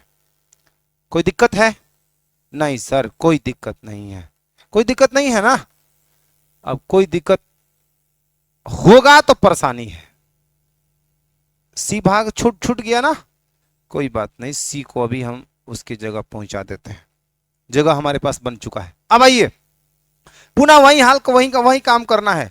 त्रिभुज वाला क्षेत्रफल लेना है, एरिया ऑफ त्रिभुज ए डी ई बटा एरिया ऑफ त्रिभुज कितना बाबू ई डी सी बराबर फिर वही 1/2 आधार गुणे ऊंचाई। लेकिन आप त्रिभुज लिए हो ए डी ई के साथ ई डी सी। जब ई डी सी को लिए हो, थोड़ा सा हाईलाइट करके एक बार और दिखाना चाहते हैं, ई डी सी आप इसको लिए हो, इसके साथ में जो त्रिभुज लिए हो या इसको लिए हो, तो ऊंचाई ई रहेगा, आधार ई रहेगा। बोलिए, तो 1/2 आधार गुणे ऊंचाई, तो यहां लिखेंगे 1/2 आधार कितना है ए ई, ऊंचाई कितना है बच्चा डीएम साहब है, तो डीएम और बट्टा ई डी सी 1/2 आधार बोलो बच्चा ईसी, आधार कितना है ईसी, और ऊंचाई कितना है डीएम साहब है। इसमें भी वही काम होगा, जो इधर रूल लगा वही उधर लगा लीजिए, काम खत्म। ठीक है, जैसे इस त्रिभुज में आप डीईबी में आपने ऊंचाई का प्रयोग किया ईएन का, ठीक वैसे ही ईडीसी में ऊंचाई का प्रयोग कर लीजिए डीएम का। 1/2 से 1/2 खत्म, डीएम साहब से डीएम साहब खत्म हुए, और यहां बचेगा सर एरिया ऑफ त्रिभुज ए डी ई बटा एरिया ऑफ त्रिभुज ई डी सी बराबर में ए ई बटा में ई सी। समीकरण 2 नहीं मानना, अभी नहीं मानने का, अब दिमाग लगाने का। अब 9th क्लास में एक परमीय है, उसको याद दिलाते हैं। अब ध्यान से सुनिए, यहां तक कोई दिक्कत है? एकदम आसान, कुछ नहीं। अभी अभी नहीं समझे तो कहां समझिएगा? ठीक है, अब देखिए 9th क्लास में एक परमीय हुआ करता था, ठीक ना। यदि दो त्रिभुज एक ही आधार और एक ही समानांतर रेखाओं के बीच होता है, नहीं, यदि दो त्रिभुज एक ही आधार पर स्थित दो त्रिभुज का क्षेत्रफल आपस में बराबर हो, तो दोनों एक ही समानांतर रेखाओं के बीच स्थित होता है। इसका उल्टा था, दो त्रिभुज अगर एक ही समानांतर रेखाओं के बीच स्थित हो, तो दोनों का क्षेत्रफल आपस में क्या होता है? बराबर होता है। याद आ रहा है? कहियो पढ़े थे कि नहीं पढ़े थे? अब जरा ध्यान से देखिएगा, हाई लाइन जो था इसके समानांतर था कि ना? ये तो पहले ही से खींचा गया था, है? अब देखो, अब यहां जो बनाने जा रहे हैं उसको थोड़ा ध्यान से समझो। इस त्रिभुज को देखो डी ई बी, बोलो बाबू मेरे, ये दो एक त्रिभुज है। आप बताओ एक और त्रिभुज के बारे में सोचो, ई डी सी, ये त्रिभुज है। दोनों त्रिभुज एक ही आधार डी पर खड़ा है, और जब एक ही आधार डी पर खड़ा है और दोनों एक ही समानांतर रेखाओं के बीच स्थित है, तो दोनों का एरिया आपस में क्या हो जाएगा? बराबर। समझ में आया? तो यहां हमें लिखना यही है, लिखना है जी चूंकि, क्या लिखना है, चूंकि त्रिभुज DEB, क्या लिखना है बाबू, त्रिभुज DEB तथा तथा त्रिभुज EDC, EDC एक ही आधार, एक ही आधार और एक ही समानांतर रेखाओं के बीच स्थित है। त्रिभुज DEB तथा EDC एक ही आधार और एक ही समानांतर, एक ही समानांतर रेखाओं के बीच, एक ही समानांतर रेखाओं के बीच स्थित है, एक ही समानांतर रेखाओं के बीच स्थित है। बोलिए कोई दिक्कत है किसी को? स्थित है। इसलिए जब एक ही आधार और एक ही समानांतर रेखाओं के बीच स्थित दो त्रिभुज होंगे तो दोनों का क्षेत्रफल आपस में क्या होगा? बराबर। तो यहां लिख देंगे एरिया ऑफ त्रिभुज DEB बराबर एरिया ऑफ त्रिभुज कितना? EDC। क्या बाबू? त्रिभुज EDC। ऐसा हो जाएगा। अब ऐसा हो जाएगा तो हम इसका फायदा उठाएंगे। क्या फायदा उठाएंगे? तो है जो EDC है ना, EDC, त्रिभुज EDC, तो देखो EDC बराबर लिख देंगे DEB। इसके बदले जब दोनों आपस में बराबर है तो EDC नीचे दिख रहा है यहां दे, अरे बोलो तो जब EDC के बदले आप लिख दो कितना? त्रिभुज DEB। अब हम थोड़ा सा और इसको छोटा करेंगे, आप लोगों को दिख ही रहा होगा। दिख रहा है कि नहीं दिख रहा है? एकदम दिख रहा है भाई साहब। आप नौजवान हैं, आंख तेज है, फरहर हैं, होशियार हैं, चालाक हैं ना, होनहार हैं, यशस्वी हैं, प्रतापी हैं, और ही बड़ाई कर दें, और ही इतना ही काफी है। इसी बात पे एक शायरी याद आ रहा है। पहले सुनो इसको, उसके बाद बोलेंगे।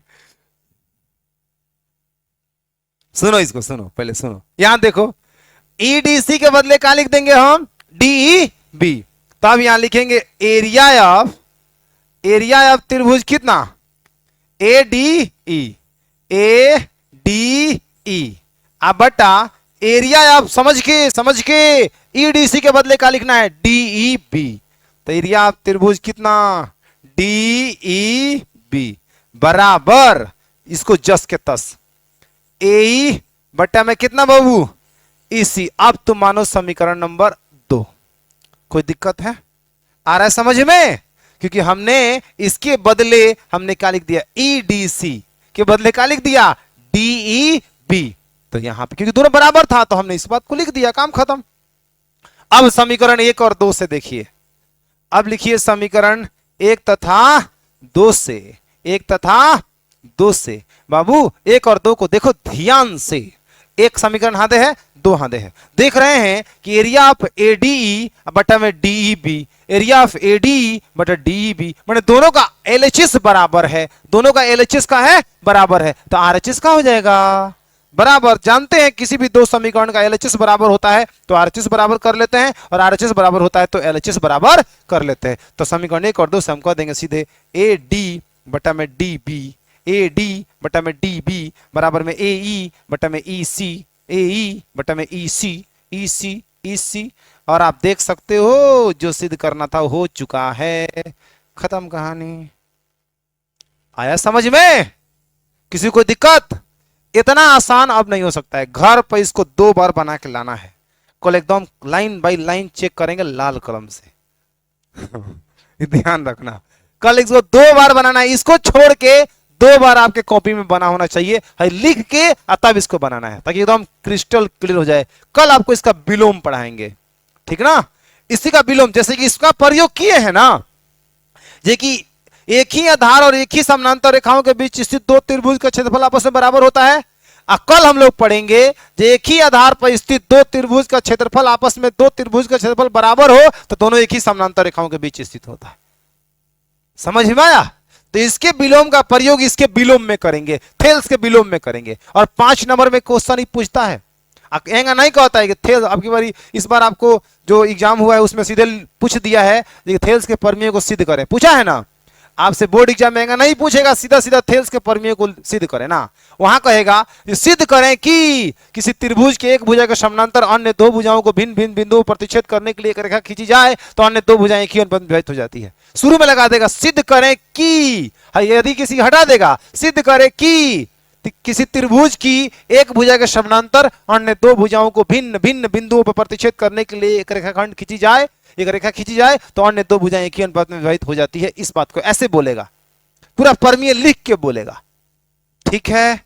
और थेल्स के प्रमेय आपसे इस बार पूछा है तो कहीं ना कहीं वहां पे थेल्स के प्रमेय को लिख कर तब फिर हमें सिद्ध करना चाहिए, ज्यादा बढ़िया रहेगा। समझ में आ गया है? अब इसको छाप लीजिए।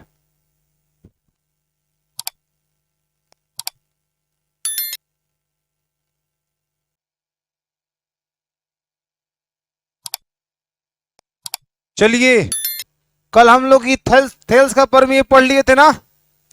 यदि किसी त्रिभुज की एक भुजा के समानांतर अन्य दो भुजाओं को भिन्न भिन्न बिंदुओं पर प्रतिच्छेद करने के लिए एक रेखा खींची जाए तो अन्य दो भुजाएं एक ही अनुपात में विभाजित हो जाती है। ये कल हम लोग पढ़ लिए थे। अब एक भाई देखिए कौन है, थेल्स का विलोम। आज हम इसको सिद्ध करते हैं, इसको समझाते हैं। एक का कहता है जरा ध्यान से समझिए, उसका विलोम है। जैसे कल जो था कहा जा रहा था कि एक त्रिभुज की एक भुजा के समानांतर अगर आप एक रेखा खींचोगे, इस त्रिभुज के मान लीजिए एक भुजा के समानांतर आप एक रेखा खींचोगे, मान लीजिए आप इसके समानांतर त्रिभुज एबीसी है। पहले दोनों प्रमेय को एक बार और समझ लीजिए। एबीसी एक त्रिभुज है जिसमें एक भुजा बीसी के समानांतर अगर एक रेखाखंड खींचेंगे तो पक्का है कि अन्य दो भुजाओं को प्रतिच्छेद करेगा, और प्रतिच्छेद करेगा तो ये अन्य दो भुजाएं को एक ही अनुपात में बांट देगा। मतलब यह रेखा जो इसको प्रतिच्छेद कर रहा है दोनों भुजाओं को, इसको एक ही अनुपात में बांटेगा। मतलब एडी बट्टा में डीबी हो जाएगा और एई बट्टा में क्या हो जाएगा बाबू, इसी हो जाएगा। आज जो कहा जा रहा है वो समझिए। यदि एक रेखा किसी त्रिभुज के दो भुजाओं को एक ही अनुपात में विभाजित करे तो तीसरी भुजा का समानांतर होती है। कल क्या था, थेल्स का प्रमेय क्या था, ये तीसरी एक भुजा का समानांतर खींचेंगे तो अन्य दो भुजाओं को एक ही अनुपात में काटेगा। आज कहा जा रहा है कि यदि एक रेखा किसी त्रिभुज के दो भुजाओं को एक ही अनुपात में काटे तो तीसरी भुजा का समानांतर होगा। बुझा गया? कंप्लीट। आगे बढ़े तो देखिए यहां से यहां पे हमें क्या करना पड़ेगा, किस तरह से बनाना पड़ेगा, ठीक ना। सबसे पहले आप क्या करिए, यहां पे इस एक त्रिभुज बनाइए, जिस त्रिभुज का नाम क्या रहेगा जी, एबीसी। क्या नाम रहेगा, एबीसी। जैसे कल वाला बहुत सारा काम इसमें होने वाला है, उसमें या इसमें कोई विशेष अंतर नहीं है, हल्का सा का अंतर है। यहां ए, यहां बी, यहां पे कितना सी, ठीक ना। एबीसी एक त्रिभुज है जिसमें एक भुजा खींचेंगे, एक रेखाखंड खींचेंगे जो इसको एक ही अनुपात में बांट रहा होगा। जैसे कि मान लीजिए डी एक रेखाखंड है जो त्रिभुज एबीसी के दो भुजाओं AB और AC को एक ही अनुपात में विभाजित करता है, तो सिद्ध करना है कि D समानांतर BC। समझ में आया? यहां पे आप शॉर्टकट क्या अपनाओगे, अगर यहां लिखते हो चूंकि त्रिभुज ABC में आप कह सकते हो, ABC में कह सकते हो AD बटा DB, AE बटा EC, तो सिद्ध करना है कि D समानांतर BC। और भाषा बना के लिखना चाहते हो तो लिखोगे त्रिभुज ABC में एक रेखाखंड D त्रिभुज के दो भुजाओं AB और AC को एक ही अनुपात में विभाजित करते हैं। लिखते हैं, थोड़ा इस बार लिख के चलते हैं। त्रिभुज ABC में एक भुजा, ठीक ना, एक रेखाखंड कहो चाहे रेखा कहो, लेकिन रेखाखंड कहना ज्यादा उचित है क्योंकि दोनों छोरों का अंत बिंदु है। त्रिभुज ABC में एक रेखाखंड DE, ठीक ना, DE त्रिभुज के दो भुजाओं कितना कितना को बताओ तो, त्रिभुज के दो भुजाओं AB और AC को D तथा E पर प्रतिच्छेद करता है। चाहे सीधे ऐसे डायरेक्ट लिख दीजिए, AB और AC को एक ही अनुपात में विभाजित करता है, एक ही अनुपात में क्या करता है बाबू, विभाजित करता है। ध्यान से, एक ही अनुपात में विभाजित करता है, एक ही अनुपात में विभाजित करता है। अर्थात अर्थात एक ही अनुपात में विभाजित करने का मतलब अर्थात क्या हो जाएगा बाबू, ये एडी बटा कितना डीबी और बराबर में एई बटा कितना ईसी, ऐसा है। त्रिभुज एबीसी में एक रेखाखंड डी त्रिभुज के दो भुजाओं ए बी और एसी को एक ही अनुपात में विभाजित करता है, अर्थात एडी बटा डीबी बराबर एई बटा ईसी, इतना है। तो सिद्ध करना है, तो क्या करना है बाबू, सिद्ध करना है। क्या सिद्ध करना है बच्चा पार्टी बताओ तो जरा। सिद्ध करना है कि जो डी है वह समानांतर है कितना के, बीसी के। इस बात को हमें प्रूव करना है इस बार। इसे पहले वाला में था ये समानांतर दिया हुआ था तो इसको सिद्ध करना था, इस बार ए दिया हुआ है तो समानांतर सिद्ध करना है। यही है थेल्स का प्रमेय और थेल्स का विलोम। क्लियर, समझ में आ गया है, कोई दिक्कत नहीं है। अब सर रचना दीदी को फोन करिए, मतलब करिए अब रचना। रचना क्यों करते हैं, कल आपको थोड़ा सा आइडिया हमने दिया था। जब कोई चीज कनेक्ट ना हो रहा हो तो बीच में कोई सहारा लेना पड़ता है, ठीक ना। और सहारा का मतलब क्या है, जो अगला को नुकसान नहीं करना है, अगला में कोई परिवर्तन नहीं करना है, ना तो इसके आकार आकृति रूप रेखा रंग किसी में चीज में हम परिवर्तन नहीं करेंगे, हम सिर्फ और सिर्फ इसमें नया थोड़ा सा और चीज ऐड कर देंगे। क्लियर है, क्या ऐड करेंगे, जैसे कल हम लोगों ने रचना किया था ठीक वैसा ही रचना करना है बच्चा, कोई परिवर्तन नहीं करना है। इसलिए ये दोनों में सिमिलर रखिएगा, याद करना भी आसान हो जाएगा कि एक ही रचना दोनों में होता है। यहां पे रचना ई एन, इसका नाम क्या रहेगा बाबू, ई एन, लंब कितना ए बी, और डी एम लंब कितना ए सी। उसके साथ साथ बचवा तुमको इसको भी मिला लेना है, कितना बीई तथा सी डी को क्या किया, मिलाया। बोलो कल वाला रचना है ना, कोई परिवर्तन है, कोई परिवर्तन नहीं। तो रचना में करिए ईएन लंब ए बी तथा डीएम लंब कितना बाबू ए सी खींचा तथा किसको किसको मिलाया बाबू, बीई और सीडी को मिलाया, तथा बीई और सीडी को क्या किया, मिलाया। किसी को कोई दिक्कत, कोई ऐतराज, कोई परेशानी, कोई बीमारी नहीं ना है, सब ठीक ठाक है, रचना हो गया है। अब सर क्या करेंगे बताइए, जैसे उसमें प्रमाण लिया करते थे इसमें भी वैसा ही प्रमाण लेंगे। जैसे पिछले क्वेश्चन में, पिछले प्रमेय में जो हम प्रमाण लिए थे, किसको किसको एक साथ लिए थे जरा याद है आपको, किसको किसको, देखिए फिर से हाईलाइट करके आपको हम बताना पसंद करेंगे। एक बार इस त्रिभुज को देखिए ए डी ई, देख रहे हैं, इसमें दो लंब है, एक इस भुजा पे लंब ई वाला है और एक इस भुजा पे लंब ई वाला है, ठीक है। तो जब आप इस त्रिभुज को बाबू, तो आप जब इसको ले रहे हैं, इसको ऊंचाई ध्यान में रख रहे हैं, तो इसके संगत आप इस त्रिभुज को लीजिए एक साथ। बताइए कोई दिक्कत, कल वाला कंडीशन एकदम हूबहू। कहां चेंज होगा ये तुमको हम समझाते हैं, कहां चेंज करना है रास्ता, जहां से हम थेल्स के विलोम को सिद्ध कर पाएंगे वो आपको हम लेके आते हैं, एकदम नहीं घबराना है।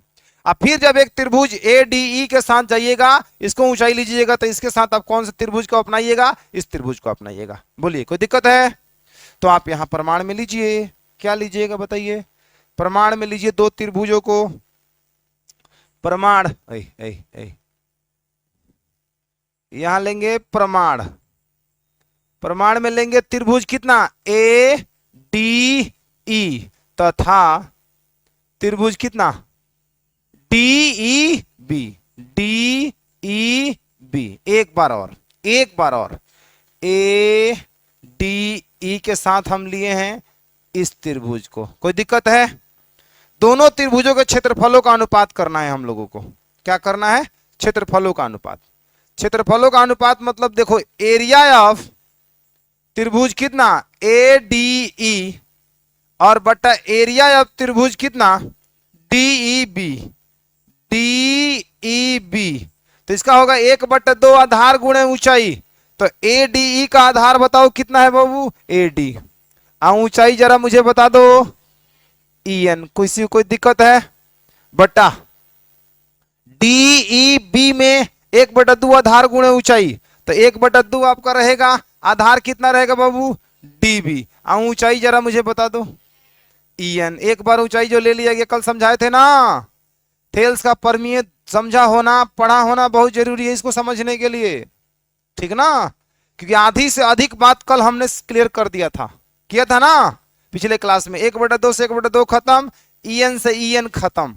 बोलिए अब आपको क्या लिखना है, एरिया ऑफ त्रिभुज ए डी ई बटा एरिया ऑफ त्रिभुज डी ई बी, बोलो, है ना, बराबर में ए डी बटा में कितना, डी ई, समीकरण नंबर 1। कोई दिक्कत, कल भी यहां तक, यहां तो काम हमको लग रहा है कि कल इशारा काम हुआ था, हुआ था। अब आओ पुनः, अब आप आ जाइए किसमें बाबू, पुनः त्रिभुज कौन कौन लेना है पता है ना, ए डी ई और त्रिभुज ई डी सी, तथा पीछे कोई बात कर रहा है बाबू, हम चाहते हैं कि बात ना करें आप लोग, ना तो हम आ जाएंगे तो बहुत गड़बड़ हो जाएगा, ई डी सी, ठीक है। अब यहां वही काम करिए, एरिया ऑफ त्रिभुज कितना, ए डी ई बटा एरिया ऑफ त्रिभुज कितना बाबू, ई डी सी, बराबर 1/2 आधार गुणा ऊंचाई, 1/2 आधार, बोलो बच्चा पार्टी, ए ई होगा, और ऊंचाई जरा मुझे बताओ, डीएम साहब होंगे, बटा 1/2। इसमें बताओ ई डी सी में आधार कौन है, ई सी, ऊंचाई बता दो कितना है, डीएम, यही ऊंचाई काम करेगा इसमें भी, कल समझाए थे, डीएम से डीएम खत्म, 1/2 से 1/2 खत्म। अब बचा क्या जी, अब बचा क्या, अब बचा जो बचा उधर लिख रहे हैं हम, एरिया ऑफ त्रिभुज कितना, ए डी ई, अब बट्टा में एरिया ऑफ त्रिभुज कितना, ई डी सी, बराबर में बचा है ए ई बटा कितना, इसी, ए ई बटा इस, इसको समीकरण 2 मत मानो, समीकरण 2 मानने से कोई फायदा नहीं होने वाला है। क्या होगा अब जरा समझिए, आप शुरू में आपको मिला है ए डी बटा डी वी बराबर ए ई बटा इसी है, तो हम चाहते हैं कि ए ई बटा इसी के बदले लिख देंगे ए डी बटा डी बी, लिख सकते हैं। अब इसको लिख देने से फायदा क्या होगा, समीकरण 1 में ए डी बटा डी है, इसमें भी हो जाएगा ए डी बटा डी, तब मानेंगे समीकरण 2, और एक समीकरण 1 और 2 से दोनों का आरएचएस बराबर हो जाएगा, तो एलएचएस बराबर मतलब एरिया ऑफ ए डी बटा एरिया ऑफ डी बी बराबर एरिया ऑफ ए डी बटा area of A D C, इतना हो जाएगा। आ रहा है समझ में? तो यहां हम लिख रहे हैं, जरा ध्यान से देखिएगा, चूंकि ए डी बटा डी बी बराबर है ए ई बटा कितना के बाबू, इसी के, इसलिए हम इसको हम यहां इधर चेंज कर रहे हैं, ठीक है। चेंज करने के लिए हम कलर ले लेते हैं इतना। अब देखिए, एरिया ऑफ त्रिभुज ए डी ई बटा एरिया ऑफ त्रिभुज कितना, ई डी सी बराबर, अब ए ई बटा इसी के बदले लिख देना है ए डी बटा कितना बाबू, डी बी। इसको मानना है समीकरण 2। कहां से लिखे समझ में आ गया ना, क्योंकि ए ई बटा इसी जो है वो ए डी बटा डी बी के बराबर है, समीकरण 2। अब समीकरण 1 और 2 से ध्यान से देखिए, समीकरण 1 और 2 से जब लिखोगे, एक समीकरण 1 का ए डी बटा डी बी आरएचएस है, इसका भी ए डी बटा डी बी आरएचएस है, तो समीकरण 1 और 2 से दोनों का आरएचएस बराबर है, इसलिए एलएचएस का हो जाएगा बराबर। तो अगले पेज पर चलेगा, चले। समीकरण 1 तथा कितना से बाबू, 1 तथा 2 से आरएचएस बराबर है, आरएचएस बराबर मतलब एडी बटा डीबी, तो इसका एलएचएस कितना होगा बताओ, एरिया ऑफ त्रिभुज ए डी ई और बट्टा में एरिया ऑफ त्रिभुज कितना है, डी ई बी, देख लो, हाँ दे, डी ई बी, और उसका आरएचएस कितना है, एरिया ऑफ त्रिभुज कितना बाबू, ए डी ई, बट्टा में एरिया ऑफ त्रिभुज कितना है, ई डी सी। बोलो कोई दिक्कत है? हाई ऊपर से ऊपर खत्म, कट जाएगा, अरे दोनों छिम छिम है। अब इसको ऊपर 1 बटा इतना 1 बटा इतना उल्टा कर दो, या तिरछा तिरछी गुणा कर दो, एक ही बात है। अगर ये अभी नहीं समझ में आ रहा हो तो तुम इसको यहां नीचे ला सकते हो। अरे भैया ऊपर वाला नीचे आएगा तो ऊपर एक बच जाएगा, और नीचे आएगा फिर तो कट ही जाएगा ना। जैसे समझना है समझ लो। एरिया ऑफ त्रिभुज डीईबी, एक ऊपर बचा है उल्टा कर दिए हैं और इसको भी उलट दिए हैं। जब इसको उल्टेंगे तो इसको भी उलट देंगे, या तिरछा तिरछी गुणा कर लिए, इतना में एक से इतना, इतना में एक से इतना, मतलब एरिया ऑफ कितना त्रिभुज ईडीसी। समझ में आया? ये त्रिभुज कौन कौन है ध्यान देखो, डीईबी ईडीसी। इधर देखो डीईबी, सर डीईबी किधर है, डीईबी किधर है, डीईबी आपका इधर है, डीईबी इधर है, देख रहे हैं? सर ईडीसी किधर है, ईडीसी इधर है। कुछ दिख रहा है? ये दोनों त्रिभुज एक ही आधार पर खड़ा है कि नहीं खड़ा है? एगो त्रिभुज ई है, एगो त्रिभुज ई है, दोनों एक ही आधार किस पे खड़ा है बाबू? डी पर। तो एक ही आधार पर स्थित दो त्रिभुज का क्षेत्रफल बराबर हो तो दोनों त्रिभुज एक ही समानांतर रेखाओं के बीच स्थित होता है। 9th क्लास में हम लोग पढ़े थे। ये एक ही आधार पर स्थित दो त्रिभुज का क्षेत्रफल बराबर हो तो वे एक ही समानांतर रेखाओं के बीच स्थित होता है, इसलिए डी समानांतर बीसी। खत्म। समझ में आया? तो यहां इस बात को लिखना पड़ेगा। क्या लिखना पड़ेगा सर? यहां लिखेंगे चूंकि त्रिभुज डी ई बी तथा त्रिभुज ई डी सी, ठीक ना, ई डी सी एक ही आधार, एक ही आधार कितना बाबू? डी पर, डी पर स्थित है, डी पर स्थित है तथा दोनों का क्षेत्रफल आपस में क्या है? यहां दोनों का दिख रहा है ना, दोनों का क्षेत्रफल, दोनों का क्षेत्रफल, क्षेत्रफल दोनों का क्षेत्रफल भी आपस में क्या है बाबू? बराबर है। दोनों का क्षेत्रफल भी बराबर है, ऐसे बराबर है। इसलिए दोनों त्रिभुज एक ही समानांतर रेखाओं के बीच स्थित होगा। इसलिए दोनों त्रिभुज एक ही समानांतर रेखाओं के बीच स्थित होगा। अर्थात ये बात लास्ट में लिख देंगे, अर्थात डी समानांतर कितना बाबू?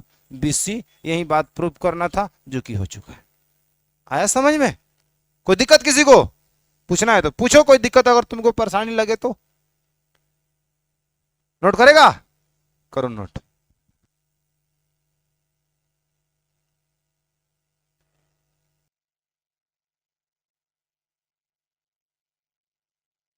हो गया सबका?